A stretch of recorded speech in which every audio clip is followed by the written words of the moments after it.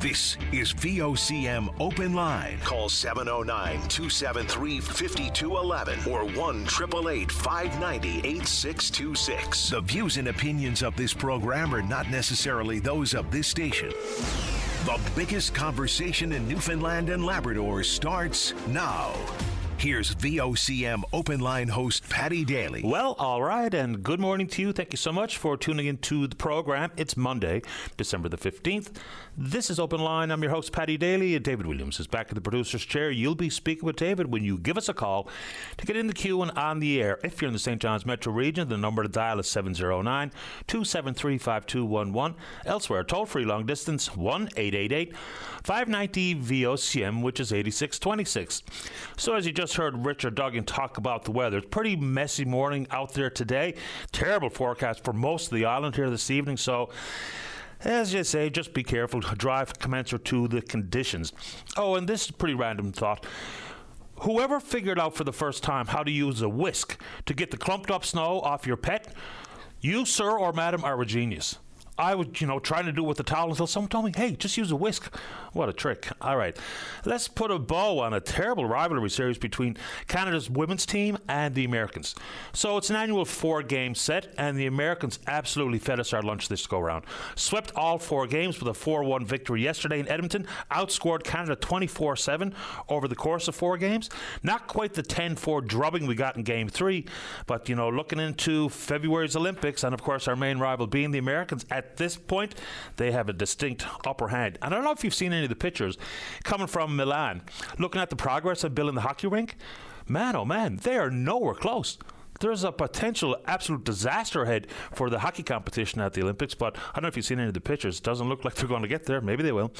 Quick check-in on the Newfoundland Regiment, of course, playing in the Quebec Major Junior Hockey League.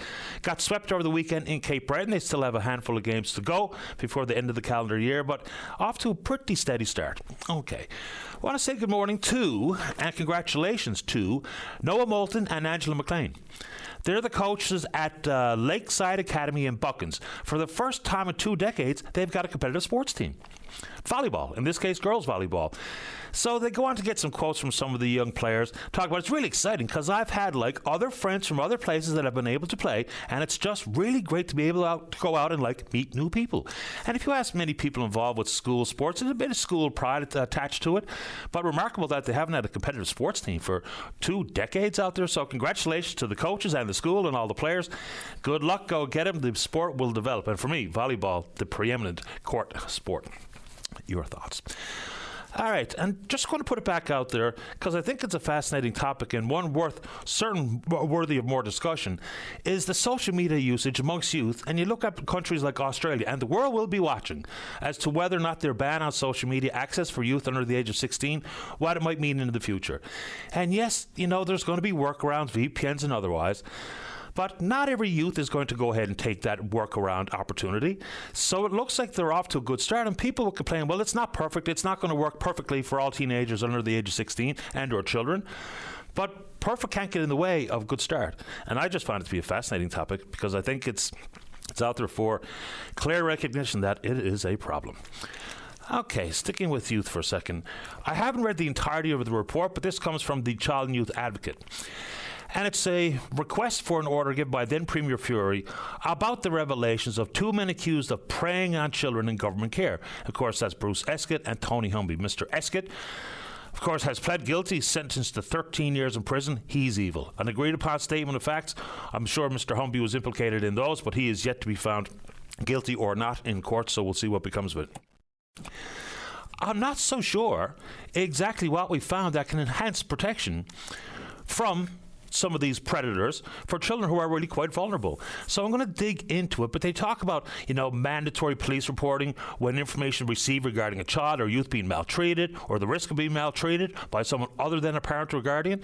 That, of course, that policy is a welcomed addition, but there's also repeated references inside the report to a narrow scope being offered. So that said, we see these stories, and they're far too common, is I don't generally go calling for public inquiries into everything that happens, but when we talk about children in care, the role of the provincial department responsible, the role of law enforcement, the role of those who are involved in the protection of these children, is it not a worthwhile exercise to have a public inquiry with all of the mechanisms available under the Inquiries Act. So I'll read the report a bit clearer here today when I get a moment, but I'm not so sure we've gleaned a whole lot of additional information other than welcoming that one particular new policy.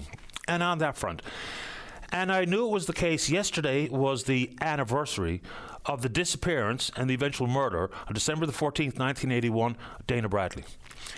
We were just kids, and it rippled through the community. People were scared. And of course, 4 days later, her body was found in the woods down around Maddox Cove. There was an arrest made in that case. Person confessed, but then later recanted, and the charges were dropped. He said he was coerced, what have you. But then I wonder what's become of some of the additional and enhanced testing that's available. So remember back in 2016, there was a private group raised the money to see an excavation of a vehicle that was buried on a piece of property on Witless Bay. So there was also people talking about there's an eyewitness out there who claimed to have seen the car that Bradley was abducted in. So it just struck me as one of those annual events that when I see her name pop up, and in this case, yesterday being the anniversary of the 1981 disappearance of Dana Bradley. Okay, let's keep going. Got sent this story and questioning the merit behind this type of expenditure, and this at the federal government level. So they're talking about spending, the federal government, this country, spending $1.7 billion over the course of the next 12 years in an effort to attract top global talent. So the program is the Canada Global Impact Research Talent Initiative, looking for some of the world's top researchers. And the emailer said, is there not better ways to spend money? Okay, so they're talking about bringing in hopefully about 1,000 international and expatriate researchers. The world and the world's economy has changed, and in this country we're lagging behind. You know, an awful lot of the growth, economically speaking, can come with research, consequently intellectual property, to be monetized. It is a big thing around the world, and Canada lags well behind. So creation of this intellectual property in innovative solutions, or whatever the case may be, it generates billions and billions and billions of dollars. And so it just makes sense to me to go ahead and try to bring in the world's top talent, because if you look around the world at the number of patents that are being produced through intellectual property and the research conducted, this sounds like a good idea to me. The emailer thought it was a ridiculous spending money, but makes sense to me. In addition to that, we talk about the fast track for permanent residency for some 5,000 doctors who were foreign trained doctors. Also makes a whole lot of sense to me, because remember, some of those foreign trained doctors can indeed be Canadians. So on those two fronts, it's probably a worthwhile conversation at the national front, and all provinces' health ministers really need to talk about expanding medical schools. You can only produce so many doctors. And in addition to the government talking about trying to recruit the world's top research talent, it might be also a very good idea for the federal government to be more involved in funding for universities. I mean, so we can produce more and more of the world's top talent in our own universities, peppered right across the country. So I think those are two interesting ones. If you want to take it on, we can do it. All right, let's get into power. First off, and this kind of feels like promotion for one particular company, but I think it's probably a very good idea. Newfoundland Power partnering up with MISA. So they're a St. John's-based company. They make smart thermometers. So this winter, it's only open to a limited number of the utilities customers, but you have to have electric baseboard heating. So you're going to receive rewards for enrolling and staying active in the program, which runs over the course of 2 winter seasons. So this is about all trying to reduce pressure on the electricity grid at peak demand times. So if you're interested in this, which will help reduce your bill, maybe some rewards coming as a result. So if you have baseboard heaters, maybe it's a good idea to have a look at Newfoundland Power's website and get in on the smart thermometer. We don't have them, but we've been talking about it, and it looks like a good idea. People who do have them talk about a reduction in their bills, and of course can indeed ease the burden on the grid at peak times. All right, sticking with power, this time Newfoundland Labrador Hydro. All right, so the quarterly report. Up to the end of September, and the real topic inside of this is not just profits and how profits might be utilized at the utility, or at Newfoundland Labrador Hydro, but it's the whole thought and concept of what people call rate mitigation. Okay, all right. This is all about trying to stabilize rates in this Muskrat Falls era. almost $500 million committed in the first 9 months of 2025. So up to the end of September, $591 million associated with rate mitigation. $441 million of that being paid by Newfoundland Labrador Hydro from their own funds, and $150 million coming from the federal government. And that was all based on that rate mitigation plan to the value of $5.4 billion, 3.2 of which associated with revenues from Hibernia, $1 million federal loan guarantee, and another $1 billion loan. In 2024, the amount of money committed to rate mitigation was $240 million. Okay. So we all know the concept of Muskrat Falls, and the initial cost forecast at $7.4 billion, and it's at the very bare minimum $13.5 billion. We haven't had an updated cost in quite a long time. But here you go, you talk about profits. There was an $8 million loss in the third quarter, but overall profits at Hydro, $62 million for the first 3 quarters of the year. The question into the future is what happens after 2030 when this whole rate mitigation plan goes by the wayside. And that only caps the increase in price at 2.25% per year, which does not include any rate hike applications come from Newfoundland Power. And remember, back in the middle of the year, there was a 7% increase based on a rate application in front of the PUB. So it's going to be pretty interesting to see someone come up with some plans, well before 2030 comes, which is legitimately right around the corner. Then they're talking about a $2 billion budget associated with creating extra generation. And we know what that means. It's a combined turbine at Holyrood, 150 megawatts, and the addition of an 8th unit at Bay d'Espoir. So that looks like it's still at the $2 billion mark, and they hope to have those new generation assets in operations over the course of the next 5 years. But what into the future? Excellent question. Not so sure anybody's got an answer. And of course, when you bring up hydro, you can't help but think about and talk about the memorandum of understanding. Looks like we're not going to get the house reopened before Christmas, but we're told the terms of reference for what the independent review will look like will be out sometime before the holidays. And tomorrow is the fiscal update coming from the new Finance Minister, Craig Party.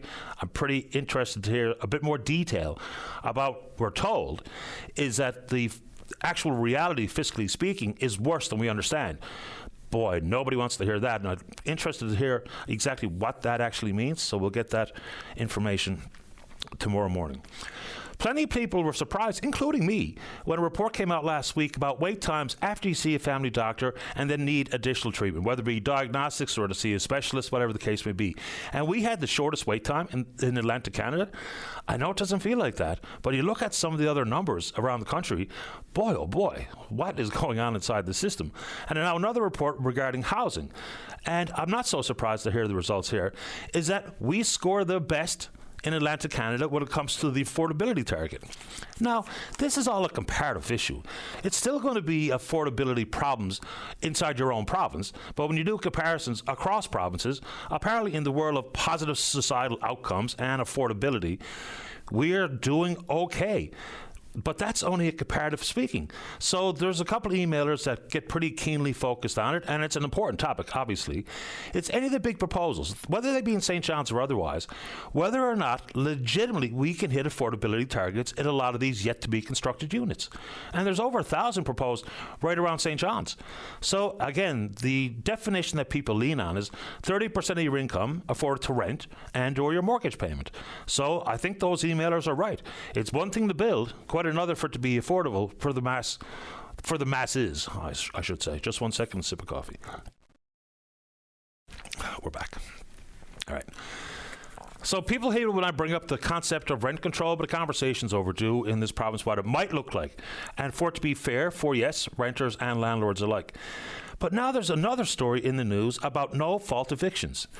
Different provinces handle it different ways. In this province, a landlord wants to simply convert the apartment to a short-term rental, like an Airbnb or otherwise, and they can just conduct a no-fault eviction. The landlord might want to move back into the apartment in their home. The landlord simply wants to sell the apartment with no guarantees that the renter will be kept on. So what do we do here? You know, the message coming from the government is pretty vague, talking about looking forward to conversations and consultations and all the rest of it. But how do you make it fair? Because right now, it certainly does lean towards preference for the landlord. Because they can just on a whim, with the required amount of notice in front of the tenancies board, to just go ahead and kick someone out of their apartment through no fault of their own. They haven't done anything wrong. They're not beating the place up. They're paying the rent on time.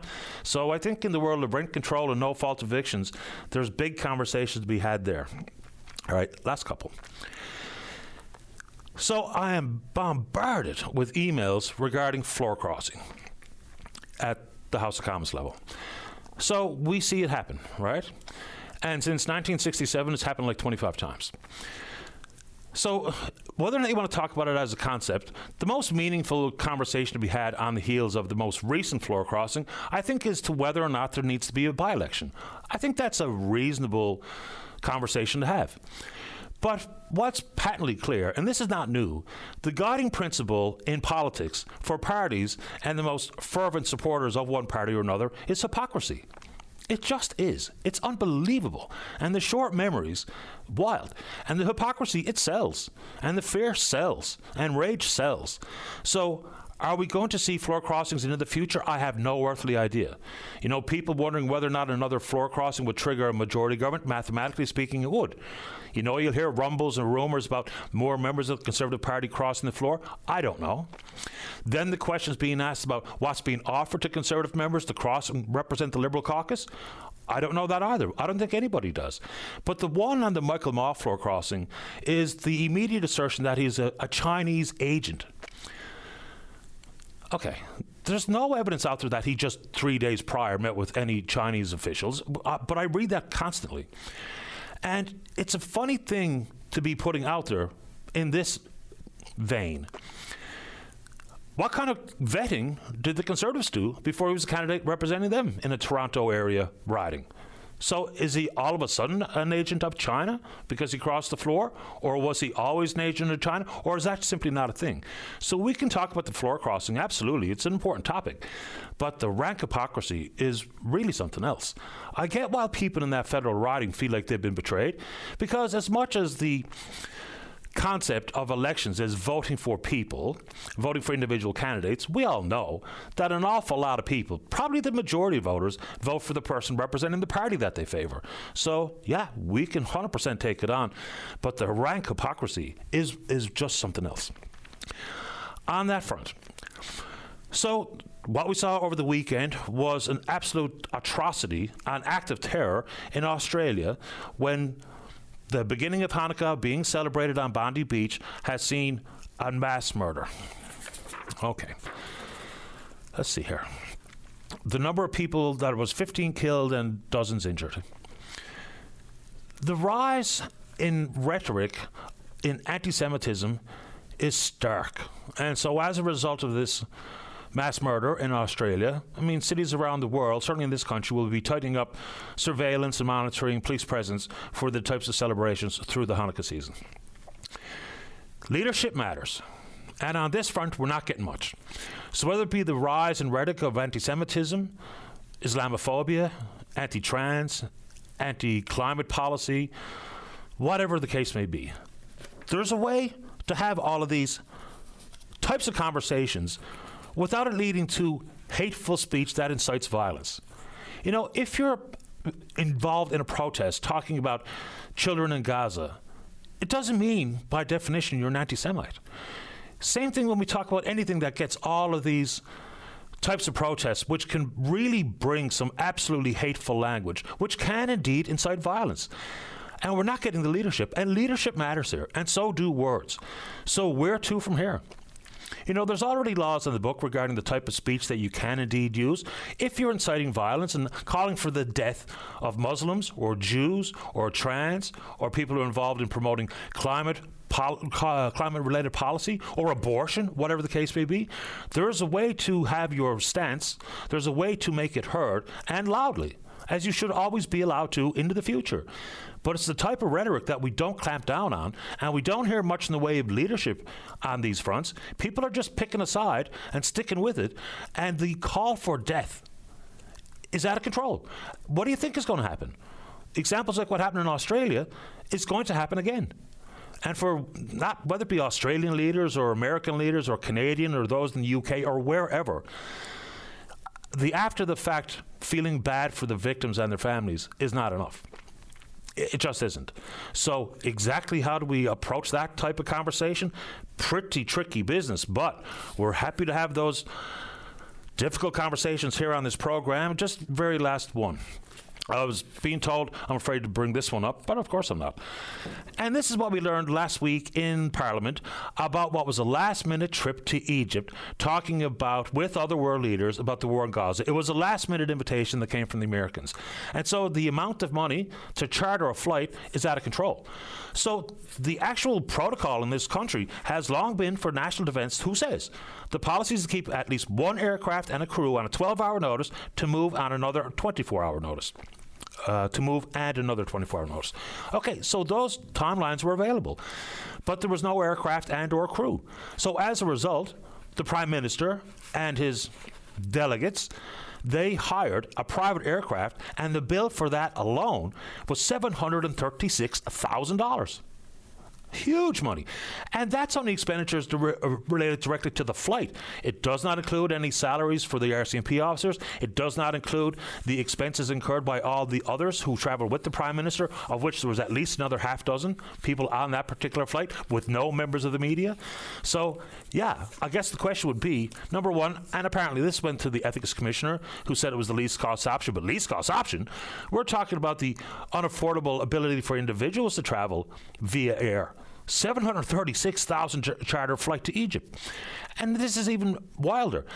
From the moment that it left Ottawa, it was back in the air 42 hours later from Egypt. And so we don't even have the final price tag for hotels and meals and salaries for the RCMP and everything else associated with it. But it's going to clear $1 million likely for just a 42-hour trip. Now, it does also belong in the damned if you do, damned if you don't conversation. If he doesn't go, taking the task. If he does go, then we'll talk about the bills. And we can, and should talk about the bills. But my number one question is, why wasn't there any Challenger aircraft available that's already used for the Prime Minister's travel over the years? $736,000 private flight, 42 hours. All right, we're on Twitter. We're VOCM Open Line. Follow us there. Email address is openon@vocm.com. When we come back, if I brought up a topic that's of interest to you, let's talk about it. If something wasn't brought up that you want to discuss, let's do that. Don't go away. Welcome back to the show. And in the envelope, why not bring up this and that? Okay. So I did see a social media post over the weekend, and the headline said, "We need answers." And we do know that campaigning, we hear all kinds of promises regarding, and this is not just provincial, but of course federally. And in this one, it was about Premier Wakeham on the campaign trail said that the government will indeed be pulling out of the South Coast Fjords MOU. And the folks in the area, they say they haven't heard anything since. And it was a pledge made by the Premier while campaigning. So, for starters, this is Parks Canada proposal, and they're doing a cultural and environmental assessment, but what they have not included is an economic assessment. And what's also part of the problem here is the lack of clarity on exactly what happens if and when this becomes a national marine conservation area. And there's two different proposals on the southwest coast. So, number one, you really do need to do an economic analysis about what this might mean, whether it be traditional fishery and or the possibility for aquaculture to expand. For the traditional fishery, it kind of looks like they'll be able to continue, and same thing with the recreational food fishery, but it's about the type of gear to be used. But I can't even say that with certainty because we do not know. We're pretty sure it will exclude any possibility for any possible expansion inside aquaculture. And I think there's big questions to be asked about the future of aquaculture in the open pen of fish farming anyway. I mean, just have a look at the industry. The amount of die-offs last year was extraordinary. And they blame it on the same types of things, water temperature and lack of oxygen and all the rest of it. So it doesn't look like there's going to be any trend backwards for the cooling of water. So if they report the same root causes of these mass die-offs, then I think there's a careful examination about how much that costs and compare and contrast that to what it would cost to move operations on shore, where they have full control over things like the temperature of the water and aeration systems. So I was asked, why not bring it up? Well, there it is. So there is absolutely pressures out there if indeed this becomes an actual reality. So Parks Canada, any representatives working on this particular file, I think it'd be quite helpful, whether it be if there's misinformation being shared and some concerns that may indeed be exaggerated. I think it would make the process a little bit more fundamentally clear if we could just get some answers. And an economic evaluation really should be part of this anyway. I mean, there's always going to be a cost. The quest for 30% of protection of additional waters, 30% protection for additional land in this country is a pragmatic conversation, but it does come with the need for those who are proposing it, whether it be on land or on the water, to be able to clear up some confusion, to offer some answers. But in this case, they haven't been forthcoming, and I have not heard from the province about what Premier Wakeham said would be the province removing any support for this possibility on the South Coast Fjords MOU or the entirety of the National Marine Conservation Area. Another one that I really meant to bring up the top, but forgot. We hear the numbers regarding doctors who are concerned about whether it be work conditions, a relationship with the NL Health Services, or whatever. But this one is something else. This is a story of one individual doctor, and I'm sure this person is not alone. Originally from Ontario, came to the province for residency training, and goes on to say fell in love with the province. Signed on for a 2-year salary contract, working in the family care clinic in Stephenville. He's also expected to because he's been asked to cover hospital and emergency room shifts regularly. Okay. So his name is Neil Patterson. The big problem here is that we know there was all kinds of incentives offered to doctors and other healthcare professionals to work in certain parts of the province. Generally speaking, rural and remote parts of the province. And this is regarding family care teams.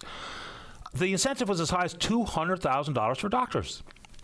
So it was meaningful, and it looked like it was helpful, and so Dr. Neil Patterson took it on. The problem, which might lead to him leaving the province, is that he hasn't been paid. Right? Now they're trying to nickel and dime him, things about he's not classified as a full-time physician with the family care team because of his time in the emergency room in the hospital. The problem there is that he was asked to cover some of those shifts. And then he did. And he talks about pumping in 80 hours a week. So what's the likelihood if he just goes ahead and leaves the province because he can't even find out who to speak to about getting paid the money he was promised, the contract he accepted, and now they're trying to change the rules of engagement on him after the fact? Doesn't sound like a very good idea when we're talking about the possibility to lose doctors here in this province. So please, if someone at NL Health Services is reading that story this morning, let's find out exactly who this person needs to speak with and then move on. Then, of course, there's numbers coming from Dr. Slade at the NLMA. We know that we're told that we have added X number of doctors to the roster since, just pick a date, 2023. Same thing when we talk about day care spaces and otherwise. What we don't have is a net number. So we've added X number of doctors, but how many have left? Because that's the number that really counts, is the net gain of the number of doctors, not just the positions added since, and once again, pick a date, 2000, 2023, whichever you like. But please, we absolutely cannot afford to lose a doctor because we haven't paid them the agreed upon incentive dollars up to $200,000. I know it's a hefty sum, but that's what they offered. Speaking of the government, that's what they offered. That's what Dr. Patterson signed on to. So let's go ahead and pay him. And we cannot afford to lose him because of things like, well, it's not just all full-time at the primary care team. He's also worked the emergency room and at the hospital. Yes, because you asked him to, and he did it. So let's get that one figured out, because you know full well Dr. Patterson is not alone in all that type of confusion. All right, let's see if we can get a break on time. When we come back, topic up to you. Don't go away. Welcome back to the program. One of the questions many people ask here is about heritage. You know, heritage properties in the city of St. John's. The city has long taken a stance that they take the issue quite seriously. That said, how many heritage properties only get in the headlines when they're at the 11th hour? And consequently, the wrecking ball is about to swing. And we all know, once you've lost it, it's hard to get it back. Matt Howlett has a problem with the city regarding his property on Southside Road and joins us on line number 1. Good morning, Matt. You're on the air. Yeah. Good morning, Patty. Thanks for chatting with me. Happy to have you on the program.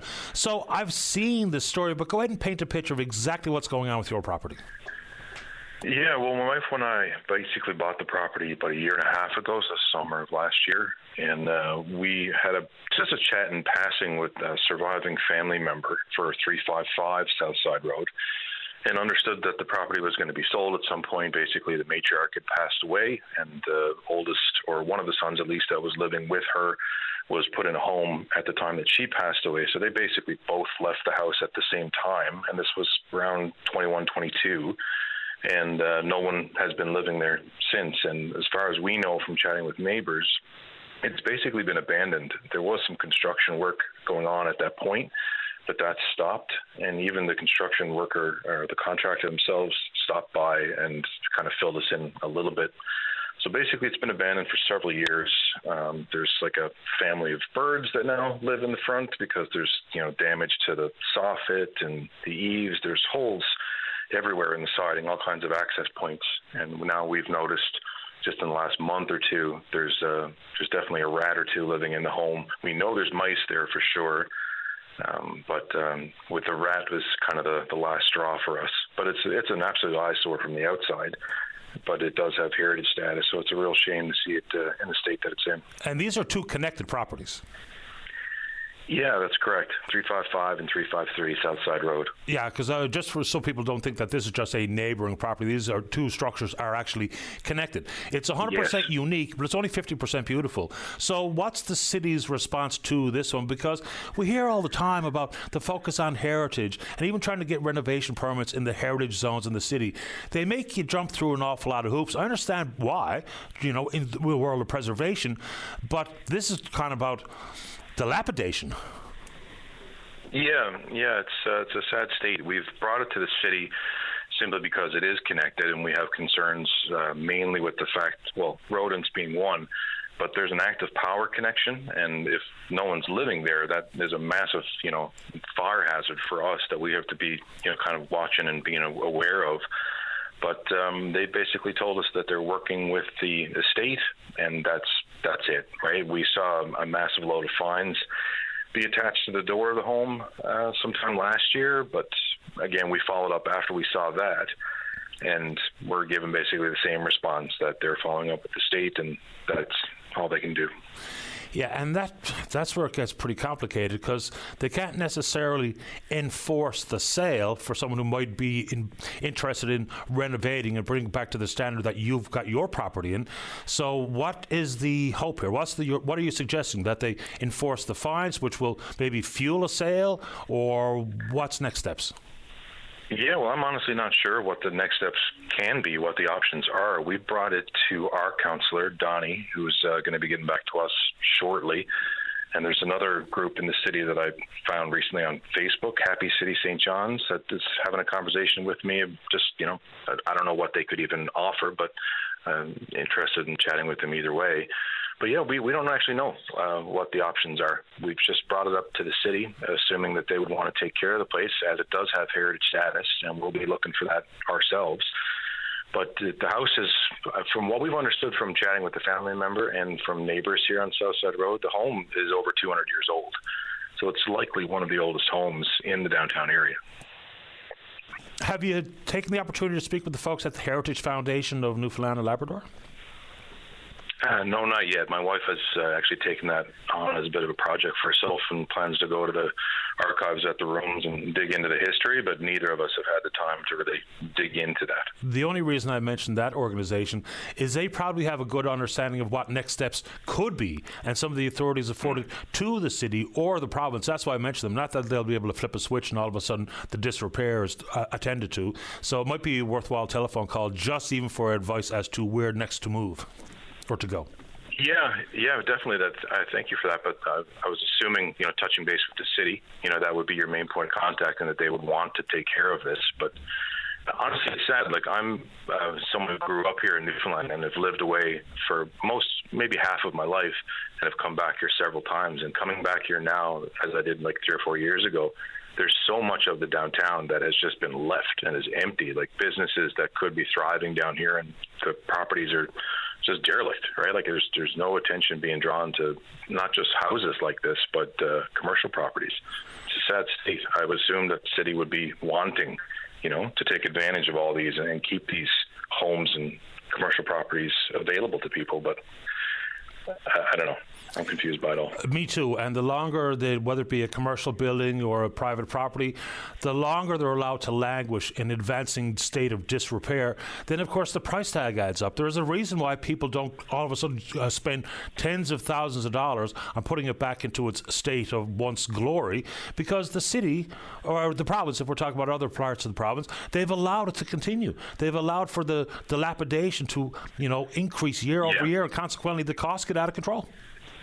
Yeah, and that's my main point of frustration and confusion is that, like, we have a downtown core that's very unique, and we have a lot of people that are coming by just this area alone. My office in the home is looking out over the road, so I can't help but notice when people stop in front of the house and take a photo and, point and ask questions, or like stop us when we're outside doing landscaping work.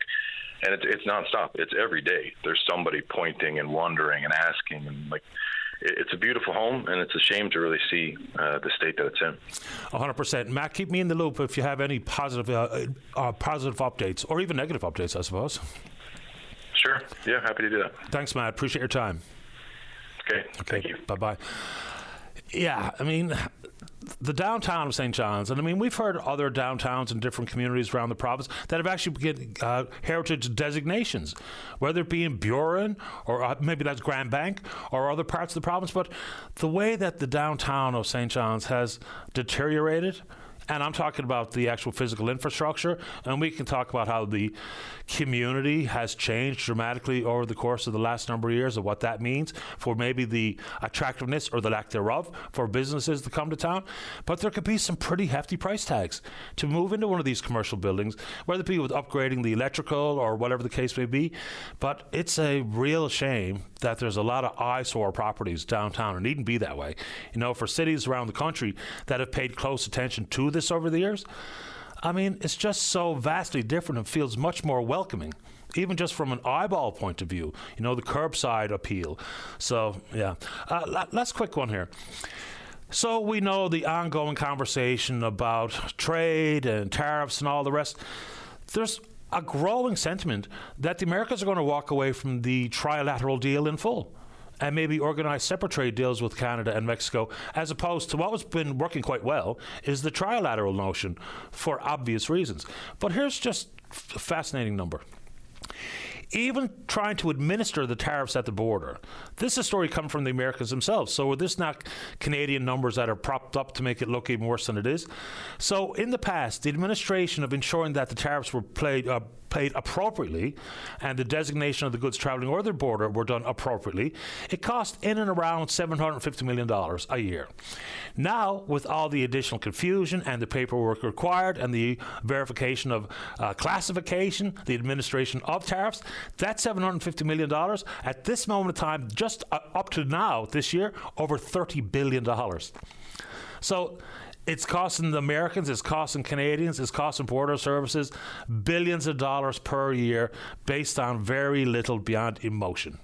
It's extraordinary stuff. So what happens if all of a sudden CUSMA, which is up for review in about a month, and then each country has a 6-month window which they can say, well, we're just going to pull out of the trilateral deal, which is in nobody's best interest, but yet that seems to be where we're heading. So I know that's one of those big issues, and there's so many smaller issues that we can discuss, and of course we will. But just pick up on one point that Matt Howlett made, is, the straw that broke the camel's back here is now the presence of rats. I mean, there's probably a mouse in every single edifice, certainly in the city, and probably the province, but it's the growing rat population. And my skin is crawling just thinking about it. It's one of my least favorite things about freshly fallen snow is out in the park in the morning with the dog just to see the tracks that are rats. And it's disgusting. The city will say, neighborhoods and individual property owners have to take care of it on their own. I get that, but let's just say in a neighborhood, unless every single property, every single household, and whoever lives therein all joins forces at the same time to try to do something about the rat population, nothing works. Because you can't do it alone. Why? Because the rats move around. So at some point, does it become a city-involved concern? Whether we talk about knocking down the nurses' residence at the Grace, or knocking down Hoyle's Escazoni property, or now the potential development at the old Ballyhaley site, and the type of work that needs to be done to control the rat population there. At some point, it's a health issue, on top of it just being a disgusting issue. So is there a role that the city should play into the future? Because it is a potential health concern. And when we're told that this is the rattiest city in Atlantic Canada, it's unbelievable. There are pockets of the city where the homeowners send me pictures, which I try not to look at because it grosses me out, about the numbers of rats that they catch on a daily and weekly basis. Oh, man. I mean, there was parts of new developments happening now. For instance, I know someone living in Airport Heights, and they talked about some of the construction years there and what the rat population looked like as a result. Because when you stir the ground and you build the homes and you do the development and you knock down the trees, what do you think happens to the rats? Oh, God. Let's check it out on Twitter before we get to the break. We're VOCM Open Line. Follow us there. Email address is openline@vocm.com. Oh, and floating in out of the corner of my eye, an email referring, it's not just trade, it's also defense. And, you know, how our approach in this country to national defense spending, which is a complicated issue, albeit a really important issue. And it's also the national sovereignty defense strategy as announced by the Americans and what it means for Europe into the future, and talking about the reinstatement of things like the Monroe Doctrine. Scary place sometimes. Let's get a break. And when we come back, we're speaking with you. Don't go away. Oh, welcome back to the show. Just quick verbal reaction to an email. Is someone saying, why am I downplaying the work that the province has done in recruiting doctors? I don't know how anybody thinks I did that. I guess this is a reference to a comment I made about, net gain. So even Dr. Cynthia Slade, she's the president of the Newfoundland and Labrador Medical Association, talked about the fact that, yes, the province has recruited 160 doctors, or more than 160 doctors in the province since 2023.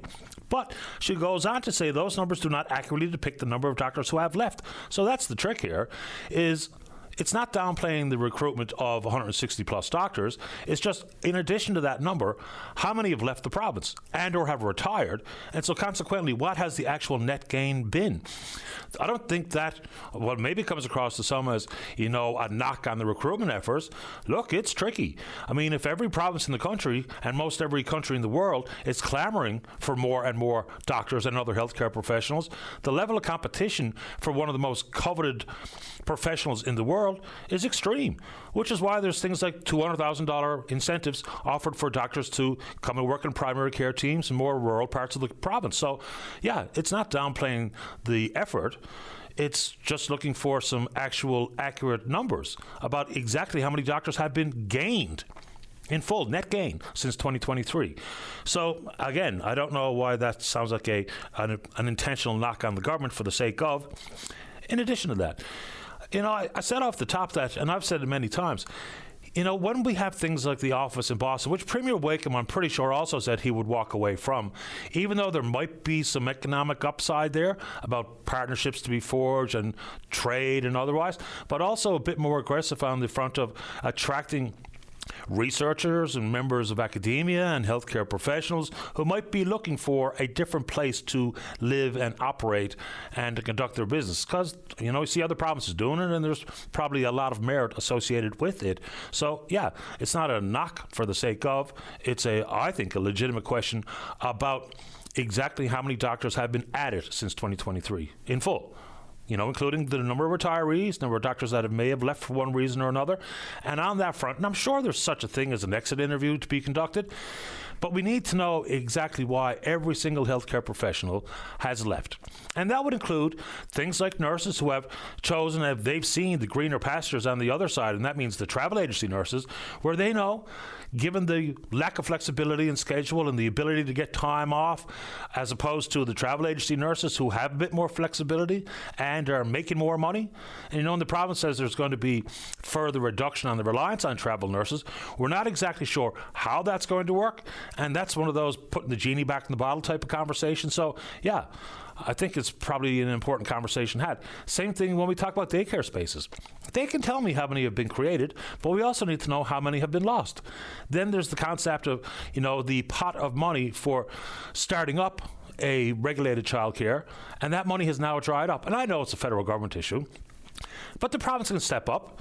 The problem there is if provinces step up to do the work of the federal government, to put forward money that should be coming from the federal government because it was a national initiative on $10 a day affordable accessible childcare. If you step up and do the federal government's work, when the feds see it, they'll look for that to be an excuse into the future where they can just ignore provincial pleas for the feds to follow up on their own funding, and in this case for accessible childcare. So I get the hesitancy on that front, but come on. I mean, we're talking about hundreds of billions of dollars being spent on the national front in the federal budget, even though it has a deficit of $78.3 billion. It's important, and it's an economic driver to make sure the spaces are there. So as much as the province will be loath to pick up the federal government's slack, it's probably too important to leave that by the wayside, because remember, that's not going to be replenished on the first. of January, that's going to be replaced or replenished in April. So there's a long time to wait for that to be done. What'd you say, David? I couldn't hear you. Okay, so there's a caller there who wants to talk about the medical school. And what about it? I'm not sure. The number of seats in the med school at Mun have been expanded, and the vast majority of them are for people from this province. But when we talk about all these recruitment efforts and the fast track to permanent residency on the national front, what we don't hear from the feds is about the fact there's only 17 medical schools in Canada. And I know it's all provincial jurisdiction, so whether it be some metrics for competitive rate of pay so we don't see provinces aggressively trying to poach doctors and other healthcare professionals, but, and we can spend $1.7 billion over 12 years to attract global talent in the world of research, but maybe just more federal funding and focus into universities right across the country. And maybe just like in the healthcare transfer dollar, the federal government can earmark it for specific things. Like, remember the year where we struck all these bilateral deals, and it was money that was supposed to be spent on long-term care and mental health services. Same thing can be done here, even if it's in the world of healthcare transfers, and increasing healthcare transfers for more money to be spent on expanding the number of seats and the offerings at med school. And please tell me that this is already a thing. For every single person who is accepted into med school has an ongoing conversation with the deputy minister and team responsible for recruiting and retaining doctors about opportunities in the province for them immediately upon their graduating from med school.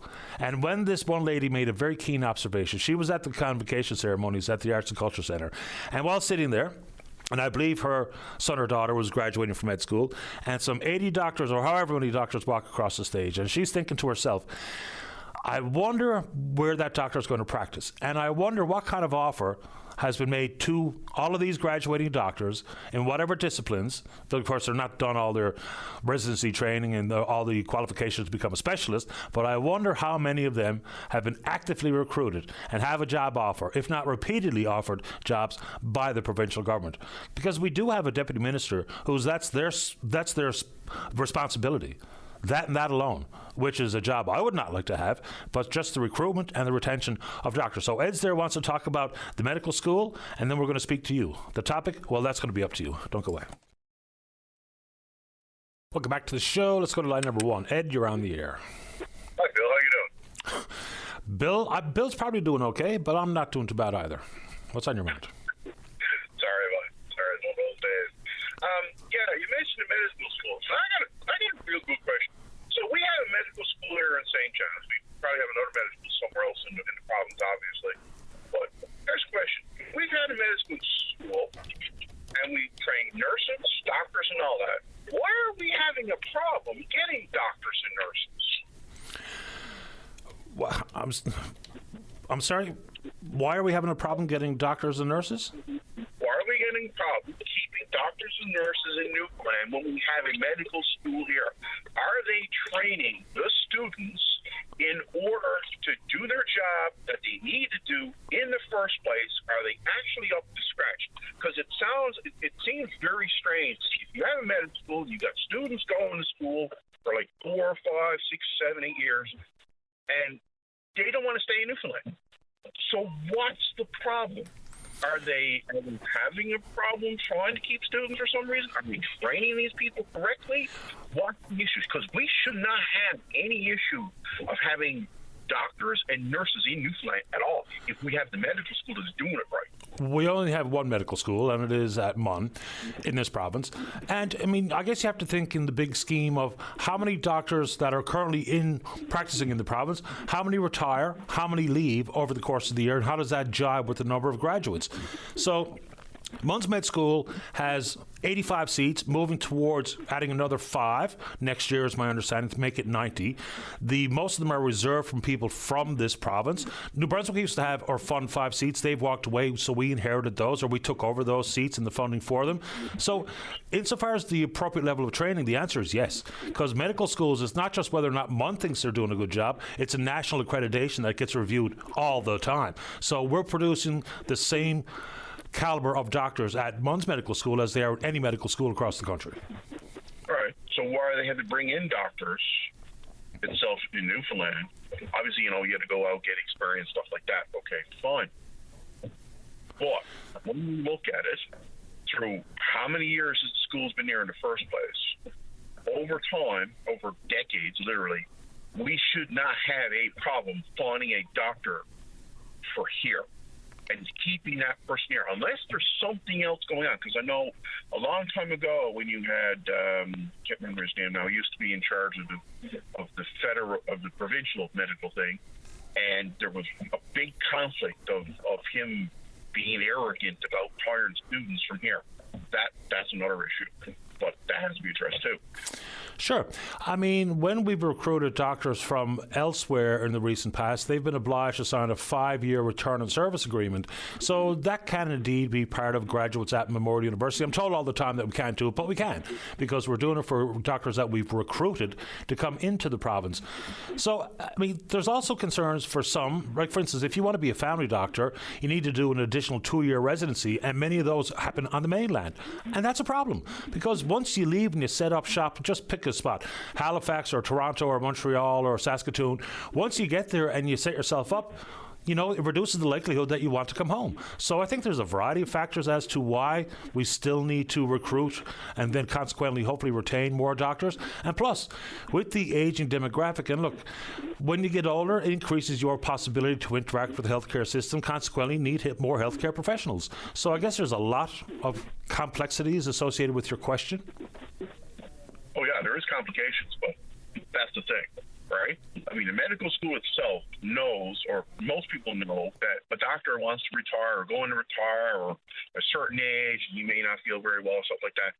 Right off the bat, I mean, there should be some information there that, okay, we're going to need so many doctors in 2025 or 2026 because such and such doctors are going to retire because of this, then it should be already an automatic system there notifying that, okay, we need a doctor for this particular field because this doctor is possibly going to retire at this certain age or whatever, and have something already set up for ready to go for somebody to come in and either train the person to do his job or so on and so forth.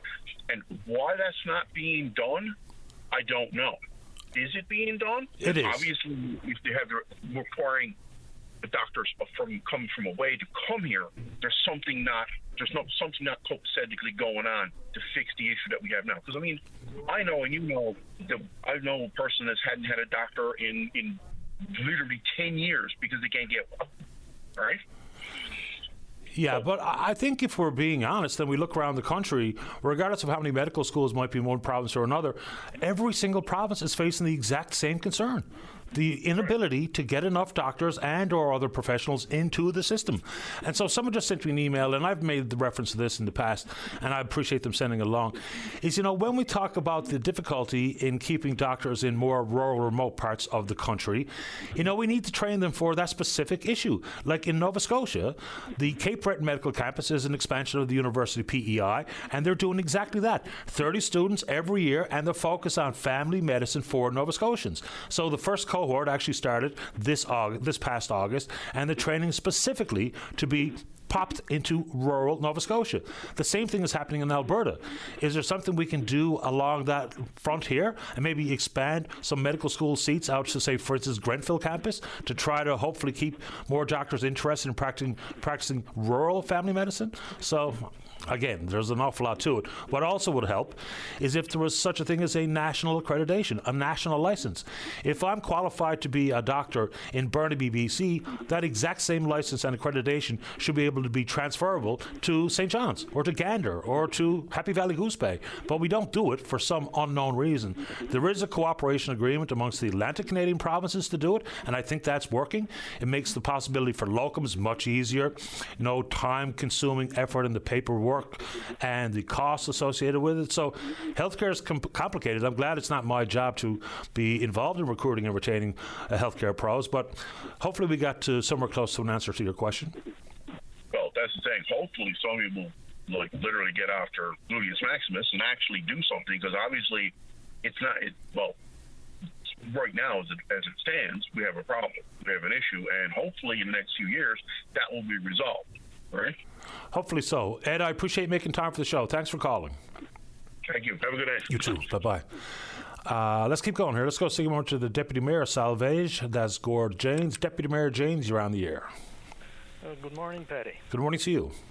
Yeah, first-time caller. Welcome to the show. I felt the need to call because it seemed like every time we get a major weather event, within certainly in the last couple of years, every time we lose the power, and today could be one of them days again. We're involved in it's going to be a major windstorm again this evening, and I think one of the major problems is where our power line runs through a section of the Terranova Park. It's called where the old road used to go, and like the vegetation in the trees is kind of overgrown, and they're large mature trees, and it all needs to be trimmed back. And we've had several meetings with different representatives from Terranova Park, and we can't seem to get anything done about it. It's not the fault of Newfoundland Power. It's definitely someone got to make a decision to cut some of these trees well back, because I guess the more of them that blows down, the more of them that wants to blow down once everything gets torn up. So and we're living in an area where there's quite a few seniors, and most people haven't got access to auxiliary power or generators or even wood stoves anymore. And it is a problem, and it can get cold this time of year, and we're not really into winter yet. We're just starting. Yeah, we are absolutely just starting. So you say it wouldn't be the responsibility of Newfoundland Power. Whose responsibility would it be? Well, I don't think Newfoundland Power got the authority to cut any trees on Terranova Park. Well, that's always the feeling or the impression when someone questions the fact that there's a power outage. In fact, up until recently, even the access road getting to this area was grown in. So I think this fall they actually cut some of the haulers getting to this. It's kind of a remote place off the Eastport, the road that's coming to Eastport, and I really don't know what to do. It just it gives you a weird feeling every time the wind starts to blow, and next thing you know, is power gone. And like I said, everybody is not equipped with any other means to heat their home. Either, it got to run on electricity for some reason now. Yeah, so I think you're 100% right about the authority to cut the trees in the national park. So I suppose that the only entity responsible would be Parks Canada. Well, absolutely, but for some reason, we don't seem to be getting, except for like one of the joint councils, which is the councils of the Eastport Peninsula. There's about half a dozen communities that are on the peninsula. And when we get together, that topic have come up for discussion, a nice few times. We put it to our member with probably little or no response. We've talked to Lloyd Parrott about it. I mean, he was our provincial member, of course, and what can you do? And I know it's more of a federal issue, and the decision got to be made, and it probably would be made in Ottawa. I mean, it won't be made in Terranova Park. It seems like they can hunt moose there and stuff like that. But yet, if you got to damage any vegetation or whatever, I mean, that's a no-no. I mean, I just don't get that. Anytime there's anything causing power disruptions, I mean, there should be a quick decision made to, get it fixed. There's enough misery in the wintertime as it is. You got to deal with your own stuff, your snow clearing and everything else. But if you got to be dealing with power outages and fooling around with trying to get some kind of alternative, a generator or something, like I said, we're all getting fairly old, and there's not stuff you can deal with fairly easy. Understood. Any idea about the length of this corridor for this transmission lines that you're talking about? That corridor, well, I would say, there's probably might be 2 or 3 kilometers, okay. Maybe a little more or less. It's not a big area. That's most of the trouble with, because there's times, I don't know if you're familiar with the geography of the area, like the Traytown, Glovertown area, they can have power, number one, because I got relatives there, and I'm in contact with them. Yet when we have a major windstorm, our power is gone. There's times it would go 7 or 8 o'clock at night, and you wouldn't get the power anymore till early the next morning. And there's times then it'll go just after supper. Well, and I know Parks Canada can't control the wind, but they can control all these overgrown trees. And there's high time that someone done something about it. And there's high time also that in my view, the biggest community here is Eastport. They get the biggest part of the population. They got seniors' homes and whatever, and they need to be more vocal about this issue because we're on the tail end of it. I don't know if you're familiar with Salvage. We're right down on the last community. Mm-hmm. It's an older community. Once again, older population. Well, it's like most communities in Newfoundland. The older communities, they're struggling to stay afloat. Small populations, mostly summertime, made up of summertime residents now. People come from Ontario and they buy summer residents, and that's basically what we got. But the few that's left there hanging on, it seems like we haven't got much of a voice anymore. I am familiar with Salvage, and it's absolutely a beautiful spot. Truly one of the most beautiful communities in the province. And Paddy, I don't need to interrupt, but we got a nice tourism area. We got a lot of hiking going on. In fact, a guy came from Ontario and bought the fish plant building, turned into a brewery. There's a restaurant there now, and that's a new business that just opened in September.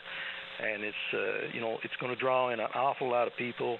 It's just a simple issue like the brush that's growing up on the sides of the roads as well. Like that needs to be trimmed back. We got serious problem with moose on the roads, and the pavement is getting in rough shape. The shoulders of roads are all tore up. I mean, these are provincial issues, a lot of it, but it still needs to be dealt with.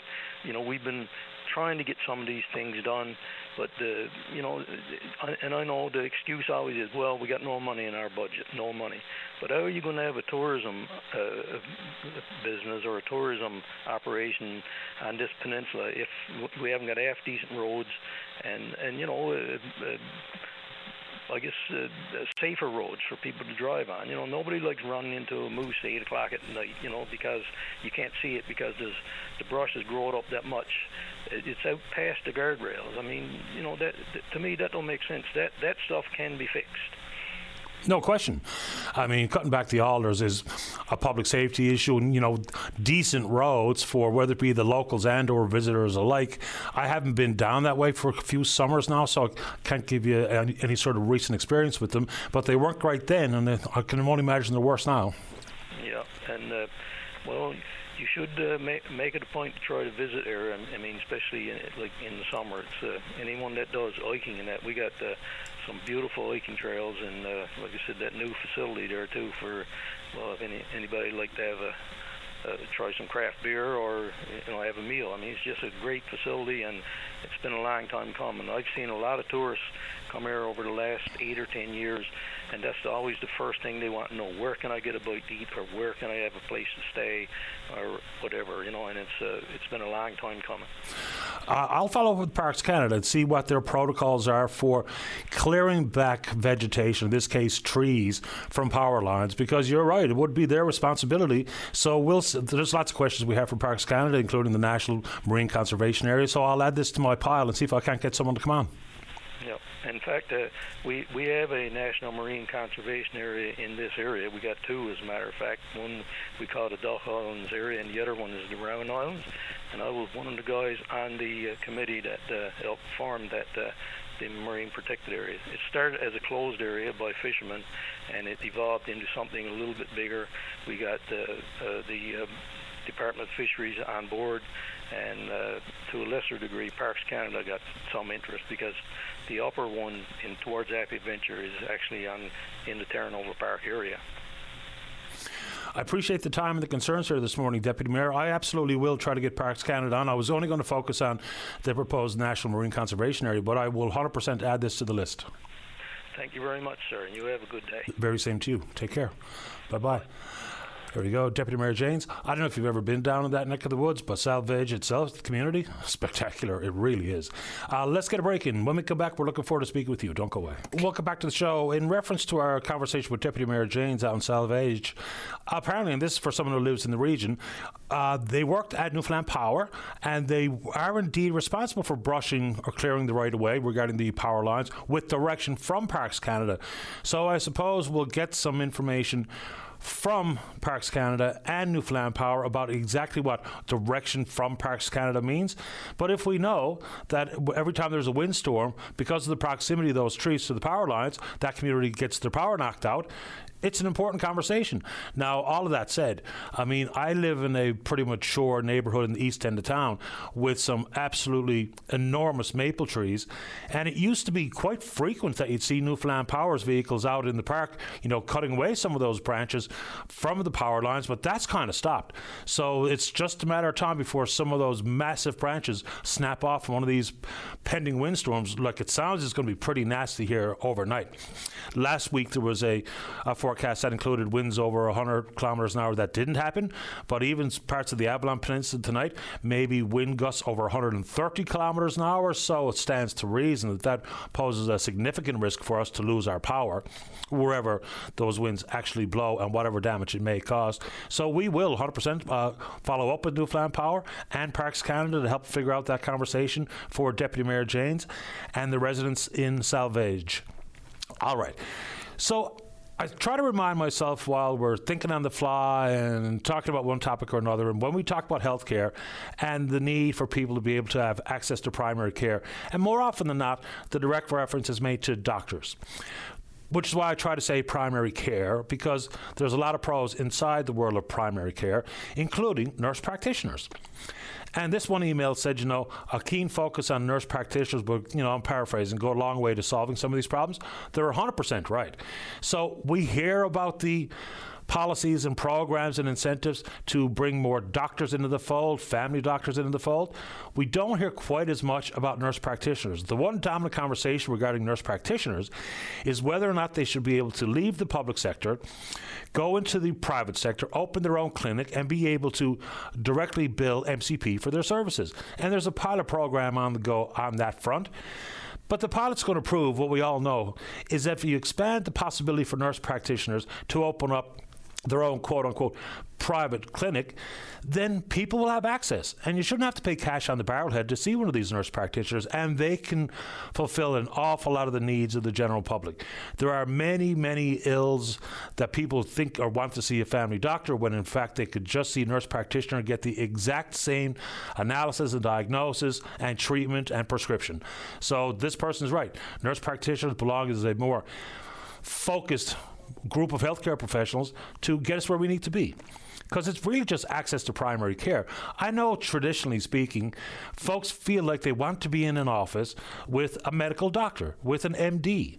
You know, even if we're to talk about some people hesitant to use virtual care, and I understand because it seems and feels really quite new, but even it can satisfy a lot of our needs as well, is, yeah, you might want to see a family doctor, but in reality, you might just only need to see a nurse practitioner or a licensed practical nurse or someone else in the healthcare continuum, you know, because I think that's kind of a misnomer of the past, is you need to see a doctor when in reality, and we've tried to do this over the last number of months and years, is bring nurse practitioners on the show just to describe exactly what they're trained to do, so that when people think, well, I can't get an appointment with my doctor, but hey, the nurse practitioner can do exactly what I need done, and so that's the pro that you need to see, as opposed to the clear reference to needing to see a doctor, because maybe you don't need to see a doctor. Maybe you need to see someone else who can do the exact same thing, or concerning your one particular question.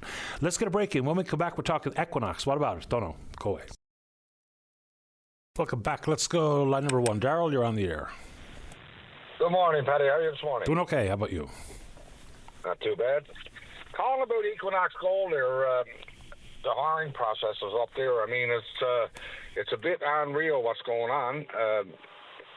Here I am with 48 years experience, worked in 3 mines, can't even get an interview. Like, I mean, it's a bit much. Here I am local, Grand Falls, Windsor here, and I'm not the only one. There's a lot of people out there afraid to come forward, but I don't understand what's going on. Like, they're always promoting, like, local, and I can't be no more local than what I am, and you don't even get so much as an interview. Like what's going on? Like, I don't understand. You talk to the MHAs, oh yeah, we'll check into it. Just want to stick your finger right up your whatever, you know? Yeah, look, I've had a couple of conversations about this, and so Equinox Gold, their major project here in this province is Valentine Lake, right? So yes, they talk about expanding production, from 150,000 to 200 ounces annually by next year. So while they're planning on expansion, I haven't heard talk about expanding their work base. Well, I've been application in there ever since the day they started, and never even so much as got an interview. And regards to their expansion and all this, my biggest thing is what's going on with the HR and the crowd that's there. Like, is there somebody from overseas looking at these applications? When you got someone that's working in 2 open pit mines with all this experience on an excavator, loaders, dozers, graders, whatever, trucks, and you don't get an interview, like, there's something definitely going on inside in that HR department and with the bigger upper bosses from when it was Marathon Gold. There's something not right there. Someone needs to check into it, because it's not fair to the people that's local with all this experience. Got to pack their bags, get on a plane, and leave here to go to Labrador to go to work, or Ontario or whatever in the mines. It should not happen. Our resources is here. It's right here in Central. And here we are with families as we're trying to make a living, but we still got to pack our bags and go away when they're taking people from all over the island first and not giving the locals a chance to even get a look in on a job, Yeah, so do you happen to know if they've actually increased the number of people working there? And if so, they've brought these people in from outside of the province? Is that what we think is happening? Yes, I think that's exactly what's going on. And regards to the HR department, I don't think they're doing their job right. And a lot of stuff is being covered up, because I've been talking to people, and it's all type of thing like buddy thing, taking people in there with no experience, okay? So now they got to train all these people, and here I am, and a lot more like me, that's out there with all kinds of experience. 45 years experience around heavy equipment, and you can't get an interview. Something's not right. Yeah, I suppose I'd probably need to have a look. They just produced their first bit of gold here not long ago, just a couple of months ago, I think, even though they've been working on the project for a very, very long time. So inside the benefits agreement, let me just see if I can see what kind of reference it makes here. There is one available online, and obviously they'll talk about benefits agreements insofar as hiring, and I'll have a read down through. The only problem with some of these benefits agreements is that sometimes they're simply not enforced. You can put them on paper. Yeah. Exactly. But, Paddy, if you're taking someone from, say, St. Anthony or somewhere, and you got local people here, what's the problem? Take the locals first, then after, spread your area out for hiring. Not leave the locals stranded, packing their bags going away, and taking people from St. Anthony, St. John's, wherever. I got no problem with that. But get the locals there first, the ones that's around the area. Don't wait for down the road for production, because like this mine's been on the go, and from day one there have been nothing, only people from out of town working there all the time. Yeah, I don't know if it gets broke down, because it reminds me of the conversation about St. Lawrence and the fluorspar mine. And the commitment from the company is to hire people from St. Lawrence first, and then the rest of the province. Yes. So inside, just a very brief glance over it, it says pretty much that during construction and operation phases, no less than 85% of the workforce should be provincial or will be provincial residents. I don't think it breaks it down into, proximity to the mine to be hired first, but I'll have a more careful look when I get a chance. Yeah, well, I've been looking at it too, but all the meetings, first when they started here, I've been to every meeting, and first thing they say, locals, so here's what they call local, okay? Millertown, Buckens, Badger, Grand Falls, Fisher Falls, and Botwood. Then after that, if they couldn't get the people to fill the positions, they would go outside the area, which is fine. I got no problem with it. But if you're saying local in the meetings, this is what you're going to do, why can't me and the other ones local that got lots of experience, how come we can't get an interview? That's what I'm rooting at. And you talk to the MHA, I'll look into it. I messaged an MHA 2 years ago. He was going to get back to me. Guess what, Patty? Never got back to me first or last. Yeah, and the minister... Not even so much as a phone call. Yeah, the minister responsible, Minister Parrott, did you speak with his office or just your local member? Just my local member, because I figured, well, why not? He's here. You know? Yeah, I'd also put it on the radar of the minister responsible, in this case, Lloyd Parrott. Okay. Yeah. Yep. But I just want to throw it out there, like, let the people know, because it's time for us people here in central Newfoundland to stand up for what our rights are. If you were in Labrador right now, and God loved the crowd in Labrador, they stick together, and they would shut that down. They would shut that road down, and would be nobody going in there until they got hard. Totally understand your concern. So I would, in addition to my own member, nothing quite like bring it to the cabinet level. And if Minister Park, because I mean, he's been talking about things like jobs for a long time, whether it be jobs at Bull Arm or jobs with Equinor, in the possibility for Bay du Nord, jobs at the Upper Churchill. So I've heard him talk about this exact issue many, many times. Not necessarily specifically about Valentine Lake, but I would 100% put it in his ears as well. Okay, thank you. Yeah, not a problem. Do that. I appreciate your time. I'll do that, Patty, and you have a good Christmas, and thank you very much. I just had to let my frustration out because I'm just sick of the bull that's going on around. Yeah, I understand entirely. So keep me in the loop. Let me know if you have any satisfaction with the minister's office. Indeed, I will, Patty. Thank you. Have a good Christmas. The very same to you. Bye-bye. Oh, bye-bye.